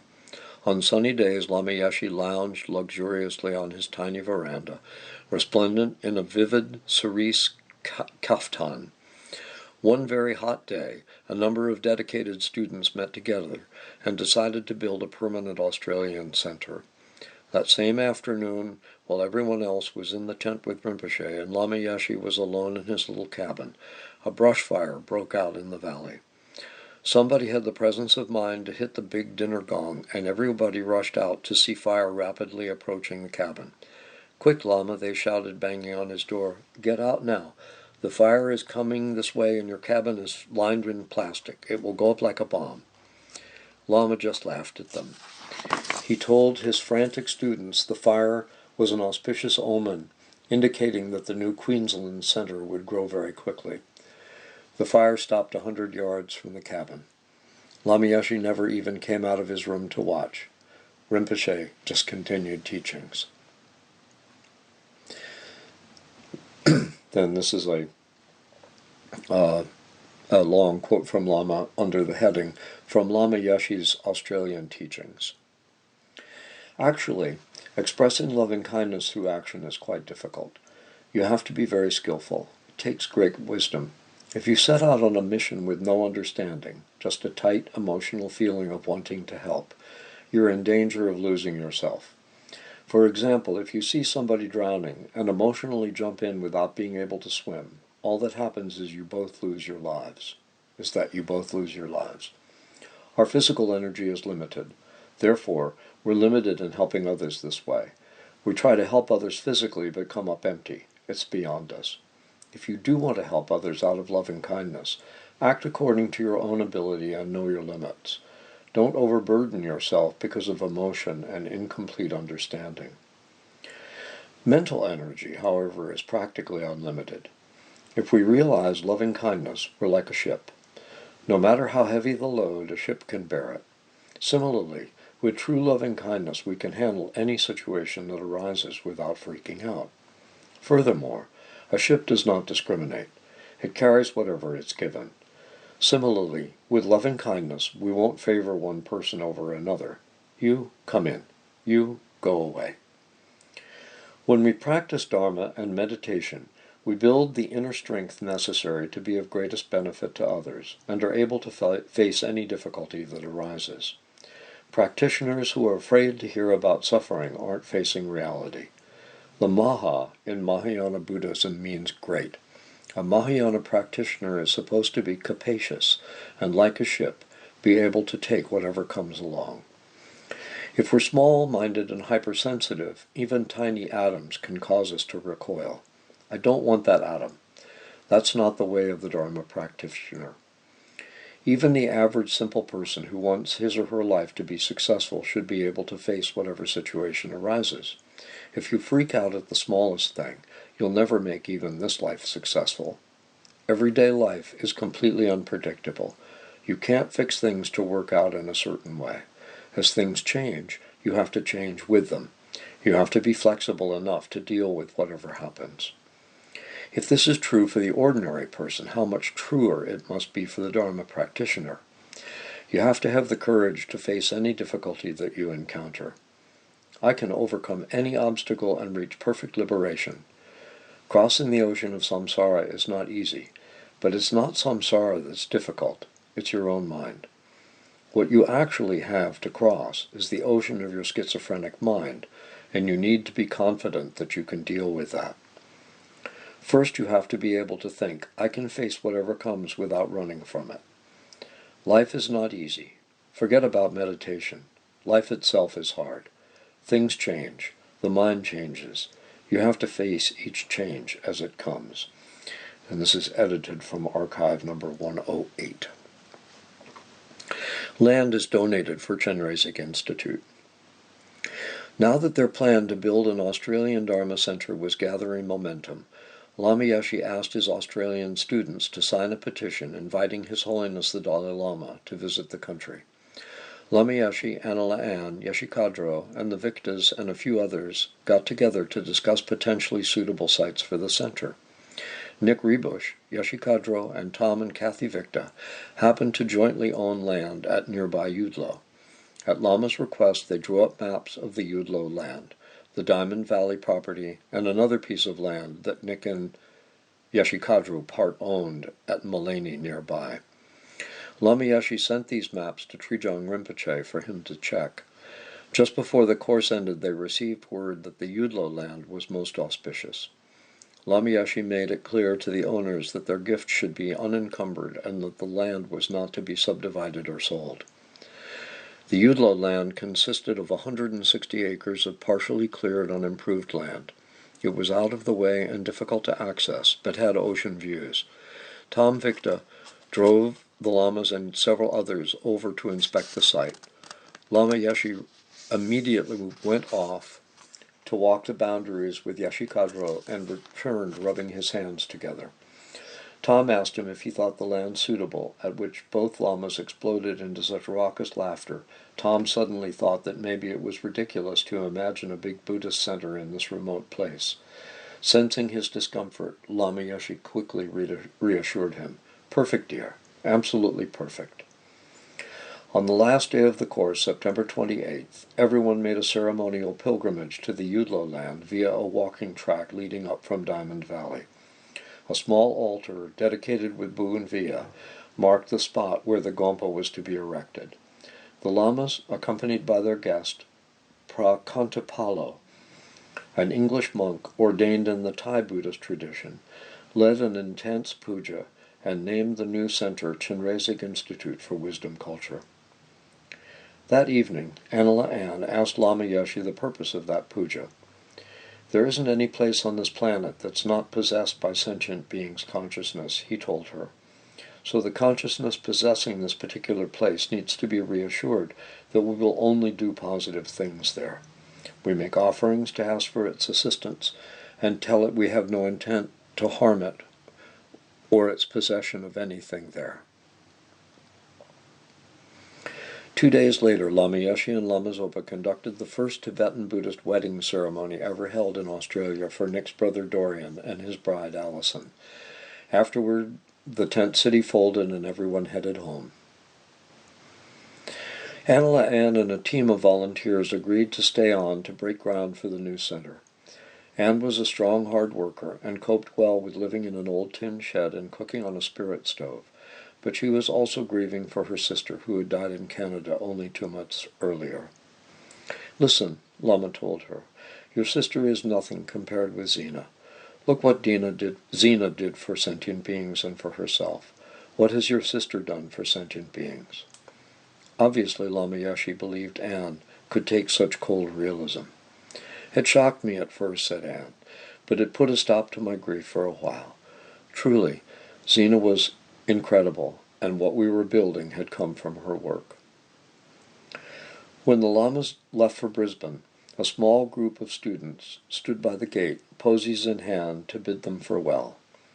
Among them was Ellie Pratt. The others went up to the car window and gave their flowers, but I just couldn't, Ellie recalled. I was rooted to the spot. Then Lama beckoned me, calling, "Come." The other women pushed me forward, and as soon as I got to the car, I burst out sobbing. Lama took the flowers and bumped my head. "Never mind. We will always be together," he said.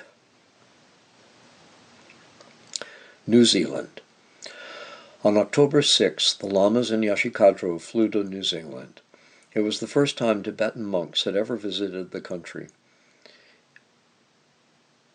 I'm not sure how to pronounce this. Essie and William Hursthouse had attended the 4th Kopan meditation course and spent every penny they had in the bank in arranging this visit.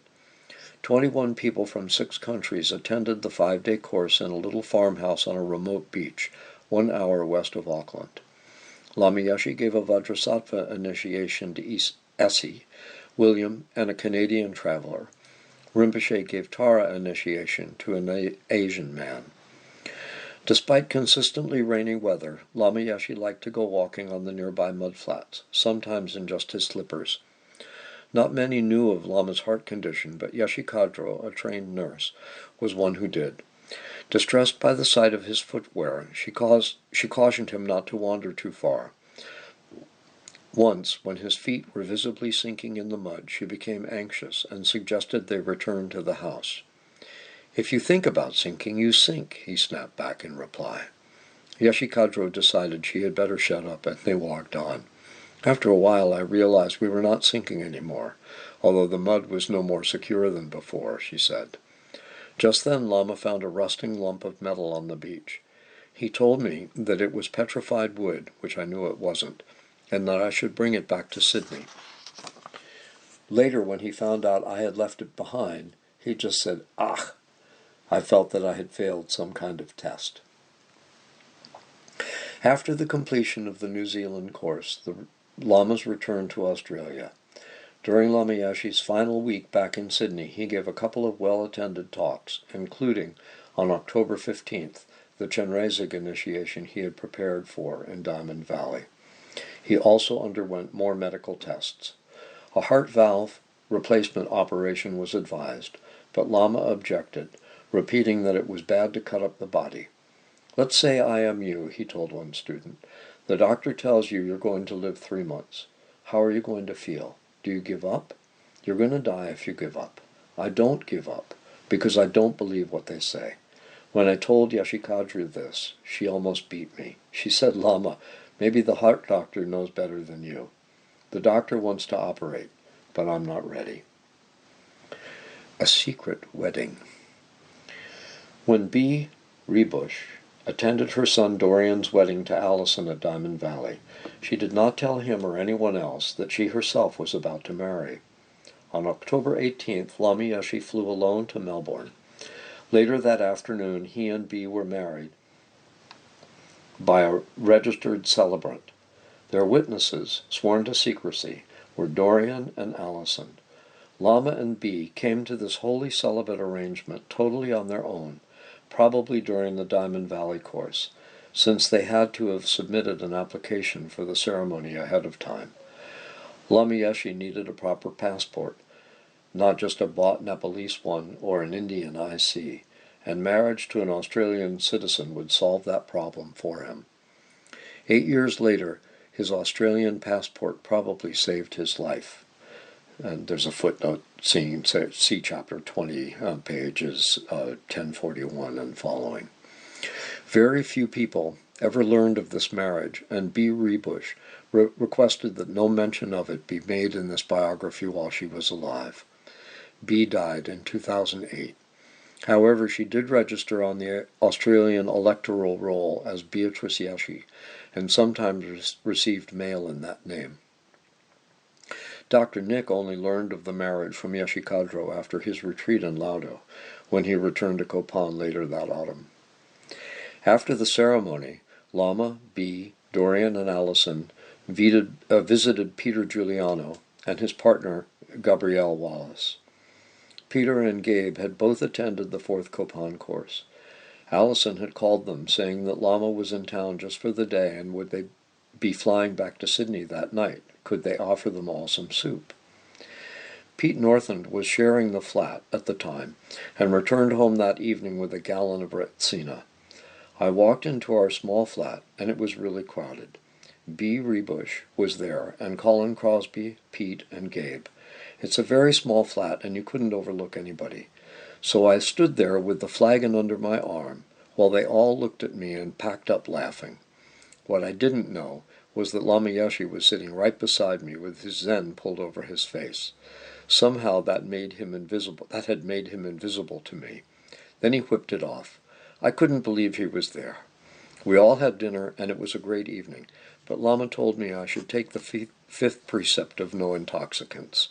He said that if I didn't stop drinking, it would kill me. Said Pete, who knew very well that Lama had given him excellent advice. On October 20th, the Lamas departed for India. When they arrived, they went straight to Missouri for a short holiday, where Losang Nyima visited them. They laughed and laughed until their sides ached at the sight of him wearing the shirt and trousers Lama had sent from America. Lama Zopa Rinpoche left Missouri for Kopan in time for the November course, while Lama Yeshe stayed on for a while in Missouri. The 7th Kopan Meditation Course. The 7th course was organized slightly differently than previous courses.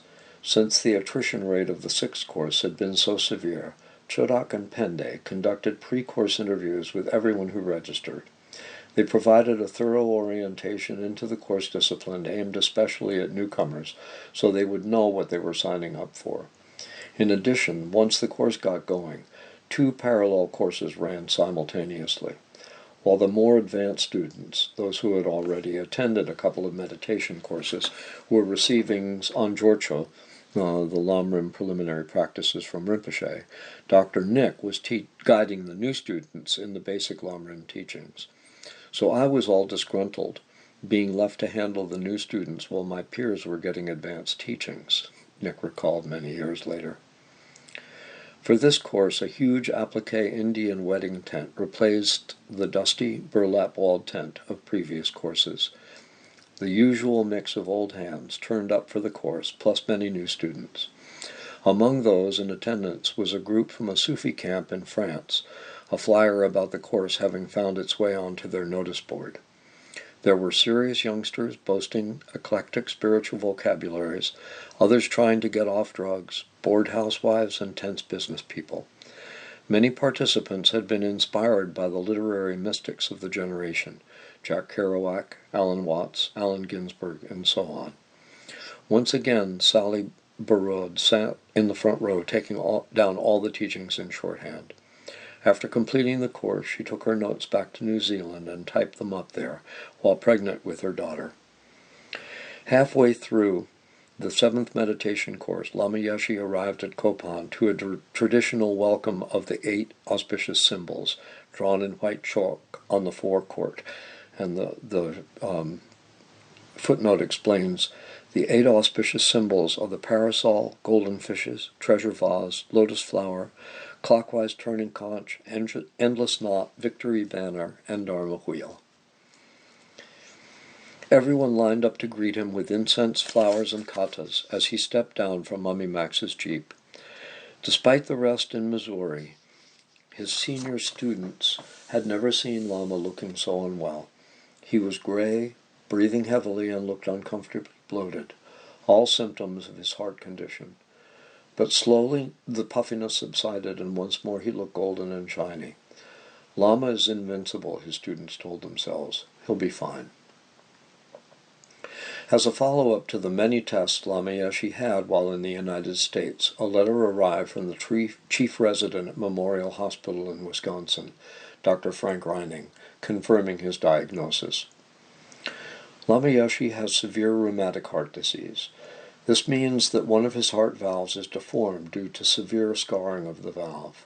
This valve normally prevents blood from flowing back into the heart from the aorta, the main channel through which blood is distributed to the rest of the body. However, in Lama Yeshe's case, deformity of the valve impedes the blood flow out of the heart into the aorta.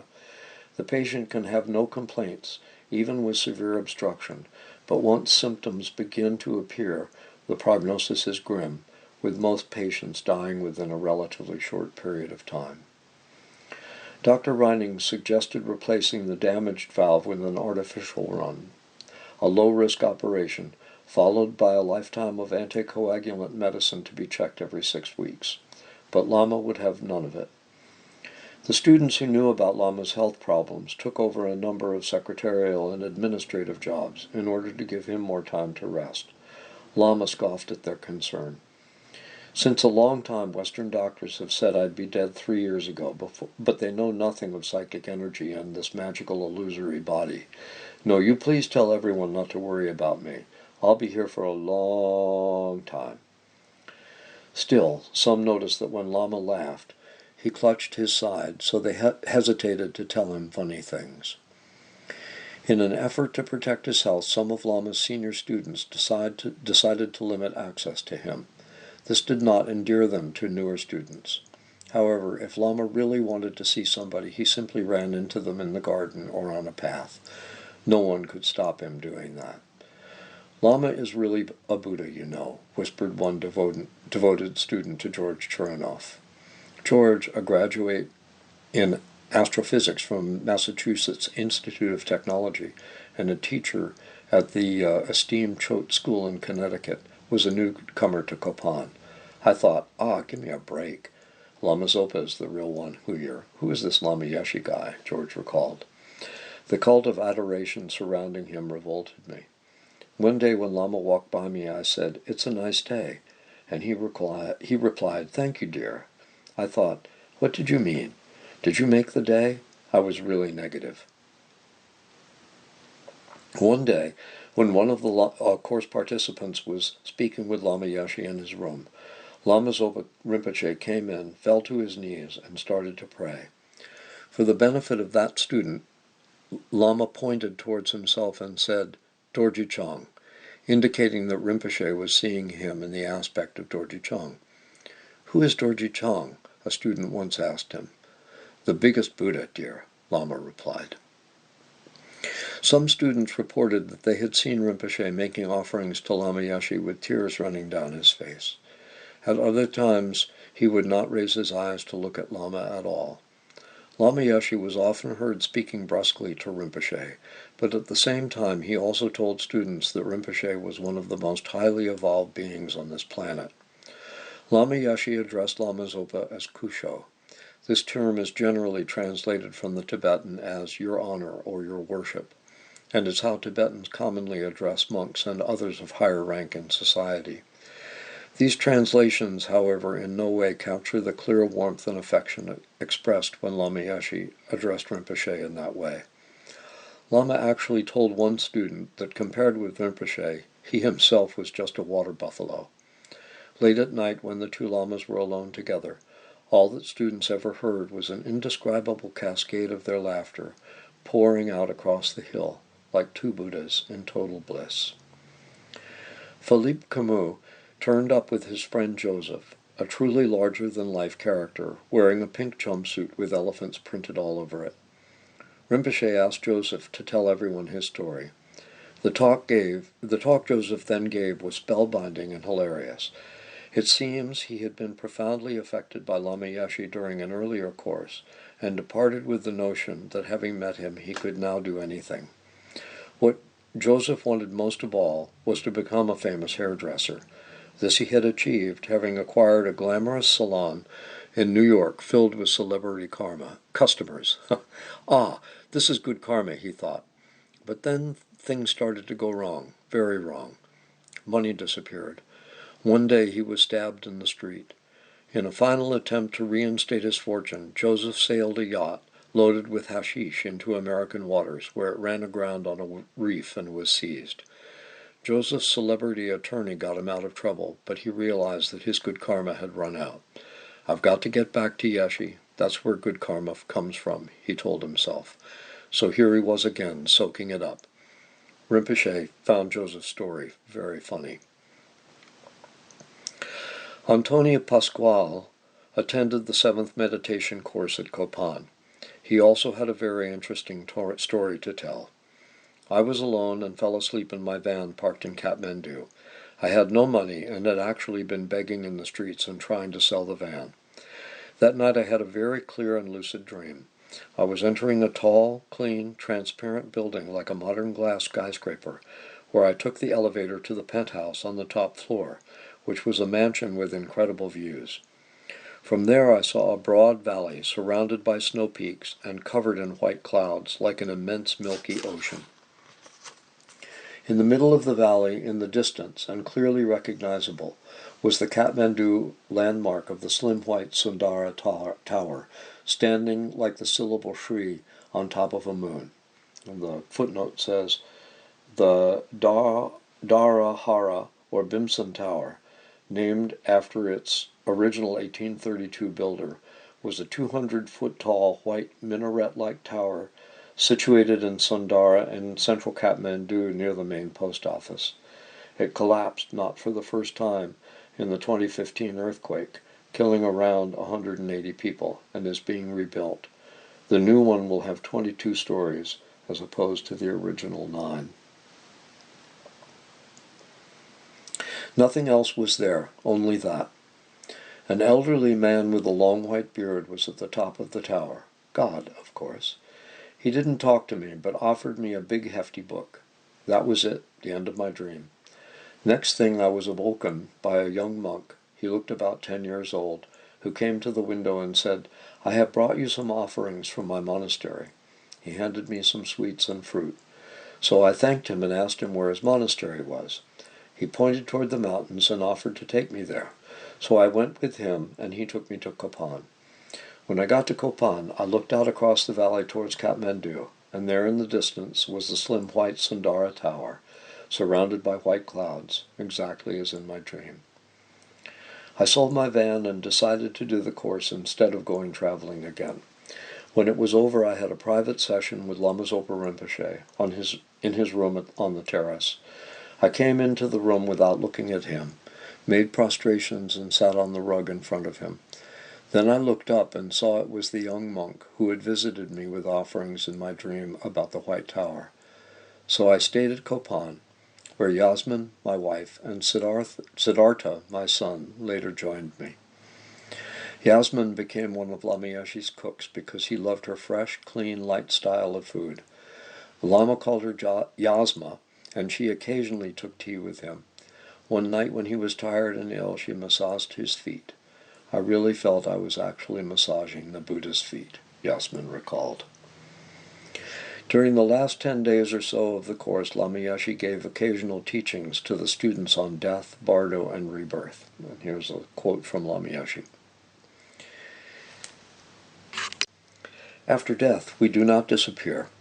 The energy of our consciousness does not disappear, even though this physical body, these 5 aggregates, this physical energy, may disappear.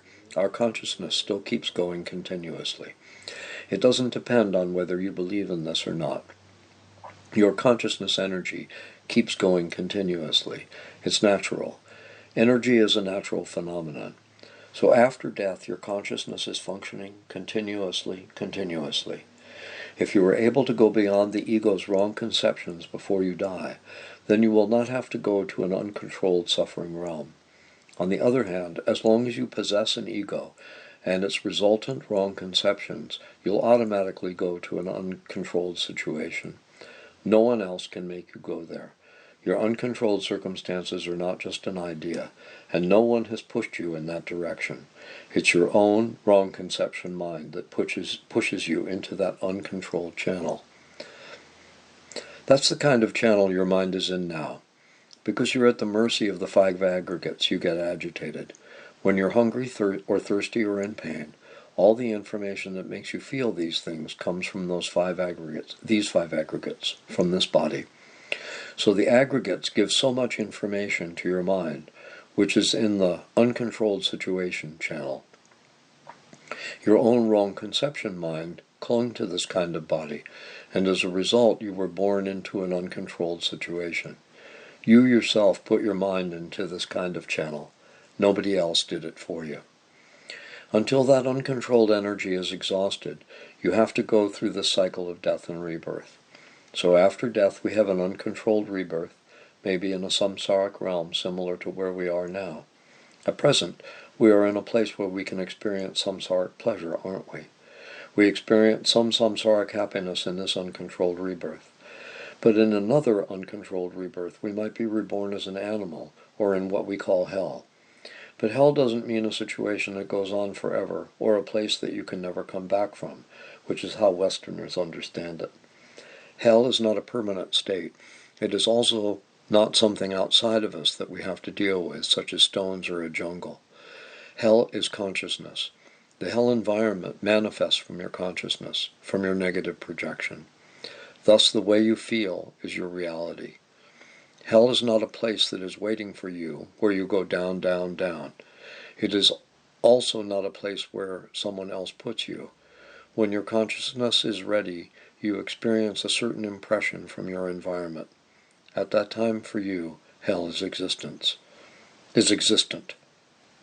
For example, from among all of us who are sitting here in this tent, there are some who feel that this tent is like hell, and others who experience a good vibration, perhaps even a sense of bliss. These latter persons who are having a positive experience have clean, clear vision and wholesome thoughts, rather than an agitated mind. So even among those who are here, some are already in the hell realm. Yes, they're already in a hell realm. How can you distinguish a hell realm from the human realm? Normally we say that a hell realm is indicated by unusually extreme suffering. That is, suffering that is far beyond normal human suffering. You understand? The normal types of human suffering include the suffering of rebirth. During one's lifetime, there is also the suffering of sickness, which is actually conflict that manifests through the body. And finally, there is the suffering of death, rebirth, disease, and death. These are the general human sufferings. We are all familiar with these. But the nature of hell is extreme suffering that is far greater than the usual human sufferings. Despite its intensity, that state is also impermanent. It does not last forever and is not static and unchangeable. When the energy for that state of consciousness is finished, then another reaction arises. If it didn't, then you would be suffering there permanently. If you experience this tent as a hell realm, it is your schizophrenic, foggy, mental projection that creates that experience. The experience does not arise from your belief. No matter whether you intellectually believe that this is a hell situation or not, for you the experience still comes, doesn't it? It comes naturally. If you ask someone who is having this experience, do you believe this situation is like hell? They'll say, I don't know. I just know I have this kind of visualization. They're going to tell you what they feel, it's like, rather than what they believe it is. You can see that this kind of suffering doesn't depend on our believing in it. Mahakala, Lama Yeshe's protector. Navan Chodak's wife, Lisa, arrived back at Kopan just as Lama Yeshe had suggested. Lama chose the site for their house by picking up a stone and tossing it over the side of the hill. It landed exactly where the American nun, Wendy, had started building a house before she left Nepal. Lama told Chodak he should stay with Lisa and their 2 children, but added, "You don't need to sleep with her. Just be her spiritual husband and a father to your children." In the end, the house that was built had a little room on top just for Chodak. During the course, Chodak started seeing strange vision of a big black figure dancing in fire. One day I came across Lama Yeshe in the garden saying mantras over the flowers. "You, come here. Are you seeing strange things in your meditation?" he asked me, so I told him about the black figure. He told me to come into his room the next morning. When I got there, he took me into Rinpoche's room, threw Rinpoche out, and sat down on his bed. Then he showed me a picture of the very figure I had been seeing. He said it was Mahakala, the wrathful aspect of Chenrezig. He stressed that this deity is not only a Dharma protector, but also a Yidam. He gave me the Mahakala initiation in about 5 minutes. He also gave me a thick text from Sarah, told me to translate parts of it and to say 100,000 Mahakala mantras, said Chodak. Susie Joy Albright. Susie Albright, a biker girl from Arizona, was not terribly impressed with the course so far. Having come to Kopan only to see a friend who was studying there, she later recounted in an interview, "I was not interested in Tibetan Buddhism. Actually, I was completely turned off by the whole scene. Many people there seemed unhealthy, mentally and physically. I remember asking my friend, 'Is this Buddhism?' and thinking, if this is what meditation is about, who needs it?" Nonetheless, I attended the month-long course in Kopan as taught by Lama Zopa. At the time, my attitude was that I was strictly an attendee. I was no way involved as a participant. For this reason, I was slow to start prostrating. It just seemed to be one more trip these people were into. But when Lama Yeshe walked in, I swear he was just glowing. You immediately sensed that this person knew something that most people don't. My father was a university professor, so I had met a lot of people who were educated, but none who were wise. Lama Yeshe was as wise as one could ever get. His compassion and wisdom were so overt that you were really struck by his presence. A lot of people can talk Dharma, but they don't have that effect on you. I always regarded him as a Buddha. If he wasn't a Buddha, I don't know who could be. It was after he came that I began making prostrations. This is excerpted from Sailing the Dharma Ocean, pages 26 and 27. Susie Albright later took Robjung ordination from Lama Yeshe and planned to take a higher ordination from the Dalai Lama. But in 1976, when His Holiness the 16th Karmapa came to Bodhnath to inaugurate the new Kagyu temple and give a long series of initiations, Susie received Lama Yeshe's permission to be ordained by him.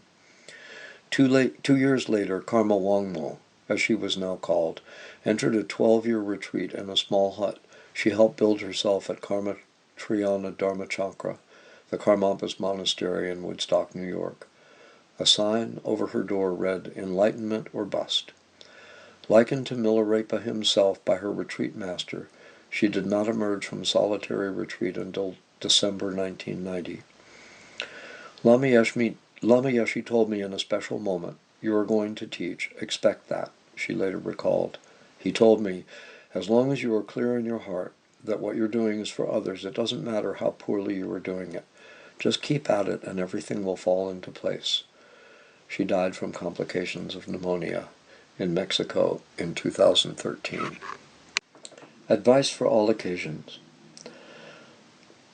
Lama Yeshe's profound wisdom did not preclude giving people the most simple practical advice. "Don't sit meditating while your baby is crying," Lama exhorted. "That's not a distraction. Pick him up." To a student who asked the difference between Zen and Tantric meditation, he said, "After Zen meditation, if somebody slaps you in the face, you feel nothing. After Tantric meditation, if someone slaps you in the face, you feel indescribable bliss." At the end of Course Puja, with offerings piled high and happy faces all around, Lama bid farewell to those not planning to stay on for the subsequent Lamrim retreat to be led by Marcel. Lama told them, "You people are very beautiful. Lama is very happy. Thank you so much, so much. And remember, as much as possible, cultivate, activate wisdom action. Stay unified, much as possible with the universal compassion wisdom, and never come down in supermarket. At Kopan, we'll always pray for you people. We'll always be with you, in the sky, in space. Actually, we're always together in space. Going, coming, going, coming. Absolutely, of course. There is no going or coming. So goodbye. Thank you. Everything's okay. See you soon, on the moon." Some months later, Lama Zopa Rinpoche told people that throughout the first 7 meditation courses he had taught at Kopan, he felt that he wasn't teaching at all, that he was just the vehicle, and every word he said was directed by Lama Yeshe. "Maybe I was doing something wrong because the feeling stopped after the 7th course," said Rinpoche. Since his trip to the West, Lama Yeshe's unique vocabulary had grown. Supermarket and Mickey Mouse, used to describe things or behavior not up to scratch, had joined junk, garbage, and chocolate in Lama's collections of buzzwords. At first impression, Lama's speech still seemed so simple that a child could understand him, but concepts such as no going or coming were difficult and profound, and after an intense month-long meditation course, his students were just beginning to catch a glimmer of the depth of the wisdom Lama's words conveyed. The symbolic lexicon of Tibetan Buddhism is rich and meaningful. A lotus flower can symbolize renunciation of the endless cycle of samsara. The moon signifies the pure mind of bodhicitta. The sun can represent the bright wisdom of emptiness. When Lama Yeshe said, "See you on the moon," could he have been saying, "See you with bodhicitta"? Another of Lama's favorite expressions was, "I'm joking," which often popped out with a chuckle when he had just said something quite heavy or direct, in order to disperse the tension that followed. At other times he would follow it with, "I'm not joking when I say I'm joking," smiling all the while. Lama never chatted just for the sake of it. Once while Lama and Peter Kedge were talking on the Gompa steps, Peter made some joke about the Buddha. Lama took huge exception to this and told me never to make another joke about the Buddha. I never have. Lama did this in the manner he was so well able to, making me feel as though I was already 10 feet under the ground and wanted nothing better than to stay there, said Peter. Toward the end of 1974, Peter Kedge and Harvey Horrocks were on their way back to England. Lama asked Harvey if he would direct the center his English students wanted to open, though they were still looking for a suitable site. 2 new centers had opened in 1974, Bodhicitta Center in Indiana and Chinrezig Institute in Queensland. And as yet unnamed center was also being planned for Auckland, New Zealand. A new tradition, public examinations. Lama Yeshe was very keen for his own students to be examined. Now that most of them had been studying for at least 2 years, Lama began holding public examinations at Kopan starting in December 1974. The dates on which these were to be held were even advertised in Kathmandu. Each person was given a Lamrim subject, sometimes not until the exam was just about to begin. He or she had to give a talk on the topic in front of all the other students, and then had to debate with Lama Yeshe and Zopa Rinpoche. These proved to be very interesting and successful events, where Lama carefully boosted the confidence of those who needed it. He was still constantly amazed at the lack of self-confidence among the apparently powerful Ngis. There was also one of Lama's teachings. This was also one of Lama's teaching methods, aimed at preparing his monks and nuns to eventually be able to teach the Dharma in the West. And this is a quote from Lama. I think it is necessary that you know why we are going to hold examinations of IMI Sangha. Since you took ordination, your life, your body, and speech do not belong to you, nor do they belong to Lama. They belong to all universal living beings. It was because of your understanding that you decided to live in the 36 vows, to renounce samsara. Lama did not push you.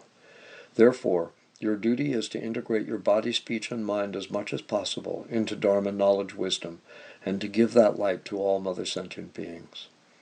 To do this, it is not enough to spend all your life sitting on the mountain doing a Milarepa trip, nor is it enough to receive teachings on just one particular book, for example the Vajrasattva text, and then spend your life studying that small information just for your own knowledge. To think that work such as this is the purpose of your life is a wrong conception. You need to be able to explain the basic psychological Dharma wisdom terms that are found in the Prajnaparamita texts of Lord Buddha and the commentaries written by Nagarjuna, Maitreya, and Atisha. These teachings have been integrated into the graduated path to liberation, the Lamrim. So the IMI Sangha have to at least know Lama Zopa's Lamrim teaching completely. The aim of establishing the Institute was to make sure you had the opportunity to study those teachings. You have to know and be able to explain these subjects, at least intellectually. If you cannot even answer questions on an intellectual level, how can your actions become practice? First comes hearing, then intellectual understanding, then the experience, the realization. So in order to have a clean, clear understanding, you have to be able to express your thoughts and engage in debate. Many times you may think that you know the answers. You may even think you are a Buddha. But when someone questions or contradicts you, then your words are nothingness, because of your limited mind. That can be very dangerous, because you're thereby making Dharma wisdom tasteless, even making it smell like caca. So by having deep understanding, you have to be able to meditate and also to express yourself within the Sangha. In that way, you keep your intellectual understanding and realizations together. You keep both your heart and your speech clean and working simultaneously. This is edited from archive number 235. Those public examinations were terrifying, said Thupten Pemo. Sometimes we were not told in advance what the topic would be or who was going to be examined. I remember speaking about impermanence and Rinpoche interrupting with questions. Dr. Nick called out and asked me something like, "Where does the ignorance go when we realize emptiness?" And I replied, "Where does the darkness go when we turn on the light in the room?" And everyone laughed.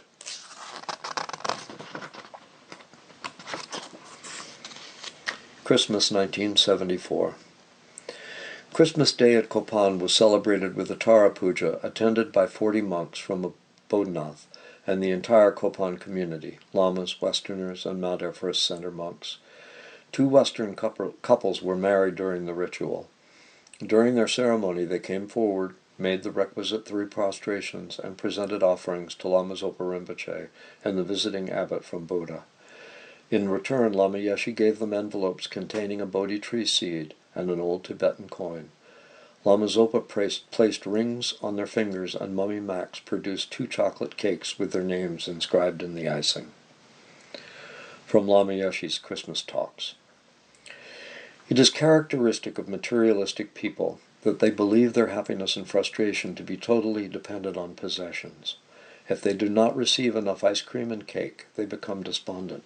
I feel so empty. This Christmas has been such a flop I could die. They actually think like this. For them, the success or failure of a religious holiday depends entirely on material things. That is why they can be called materialistic. They are unable to discover peace and happiness within their own consciousness. They depend instead on some external physical sign of love. It does not matter how much they might profess to be spiritual. Their minds are completely obsessed by the gross material level of reality. The investigation of such matters is Dharma, the true religious pursuit. Dharma study does not mean to talk about something coming out of the sky from another world. It deals directly with such questions as our motivation, what we are thinking and feeling right now in the midst of our everyday life. If we do not make an attempt to control the negative, confused mind, then there is no such thing as Christianity. There is no Buddhism, no Mahayana. Without such an effort, there is nothing worthwhile. We must recognize the negative mind for what it is, and then slowly begin to find a solution for the pain it causes ourselves and others. In this way, can our mind be brought to a state of everlasting peaceful realization. If we do nothing to correct our motivation and distorted ways of thinking, then Christmas exists merely for the ego. Although we are supposedly making a celebration for Jesus, what we are actually doing is completely degenerate. Therefore, if you want to come to this Christmas celebration and bring a present, the best present you can bring is a peaceful mind. If you can make such an offering with true love for one another, that is enough. There is no need for lots of physical activity. And this is from Silent Mind, Holy Mind, pages 5 and 6. Just after Christmas, Max's estranged husband, Marty Widener, visited Kathmandu. Musing over her brief marriage, Max once asked Lama why he had encouraged her to get married in the first place. "So you wouldn't break your vows," Lama replied. He told her that she had needed the experience of marriage to complete her secular life. Marty was astonished to see all the big new buildings at Kopan, the Gompa, the Norbalinka complex, the gardens. There had been nothing there before but the old house. Max greeted Marty warmly and told him she had not been a good Buddhist to him. Then she led him on a tour of the hill and found a nice room for him to stay in. They remained friends for life. Things relaxed briefly after Christmas. Pende, the American monk, asked Lama to join a group excursion to see the self-emanating Tara images at the holy place of Parping, where Max had taken the Mount Everest Center monks on a picnic the previous spring. But Lama Yeshe wasn't interested in social outings. No, dear, that's not my style," he replied. Lama's idea of a really special day was to spend it alone in his room, curtains drawn, texts open everywhere, studying and meditating.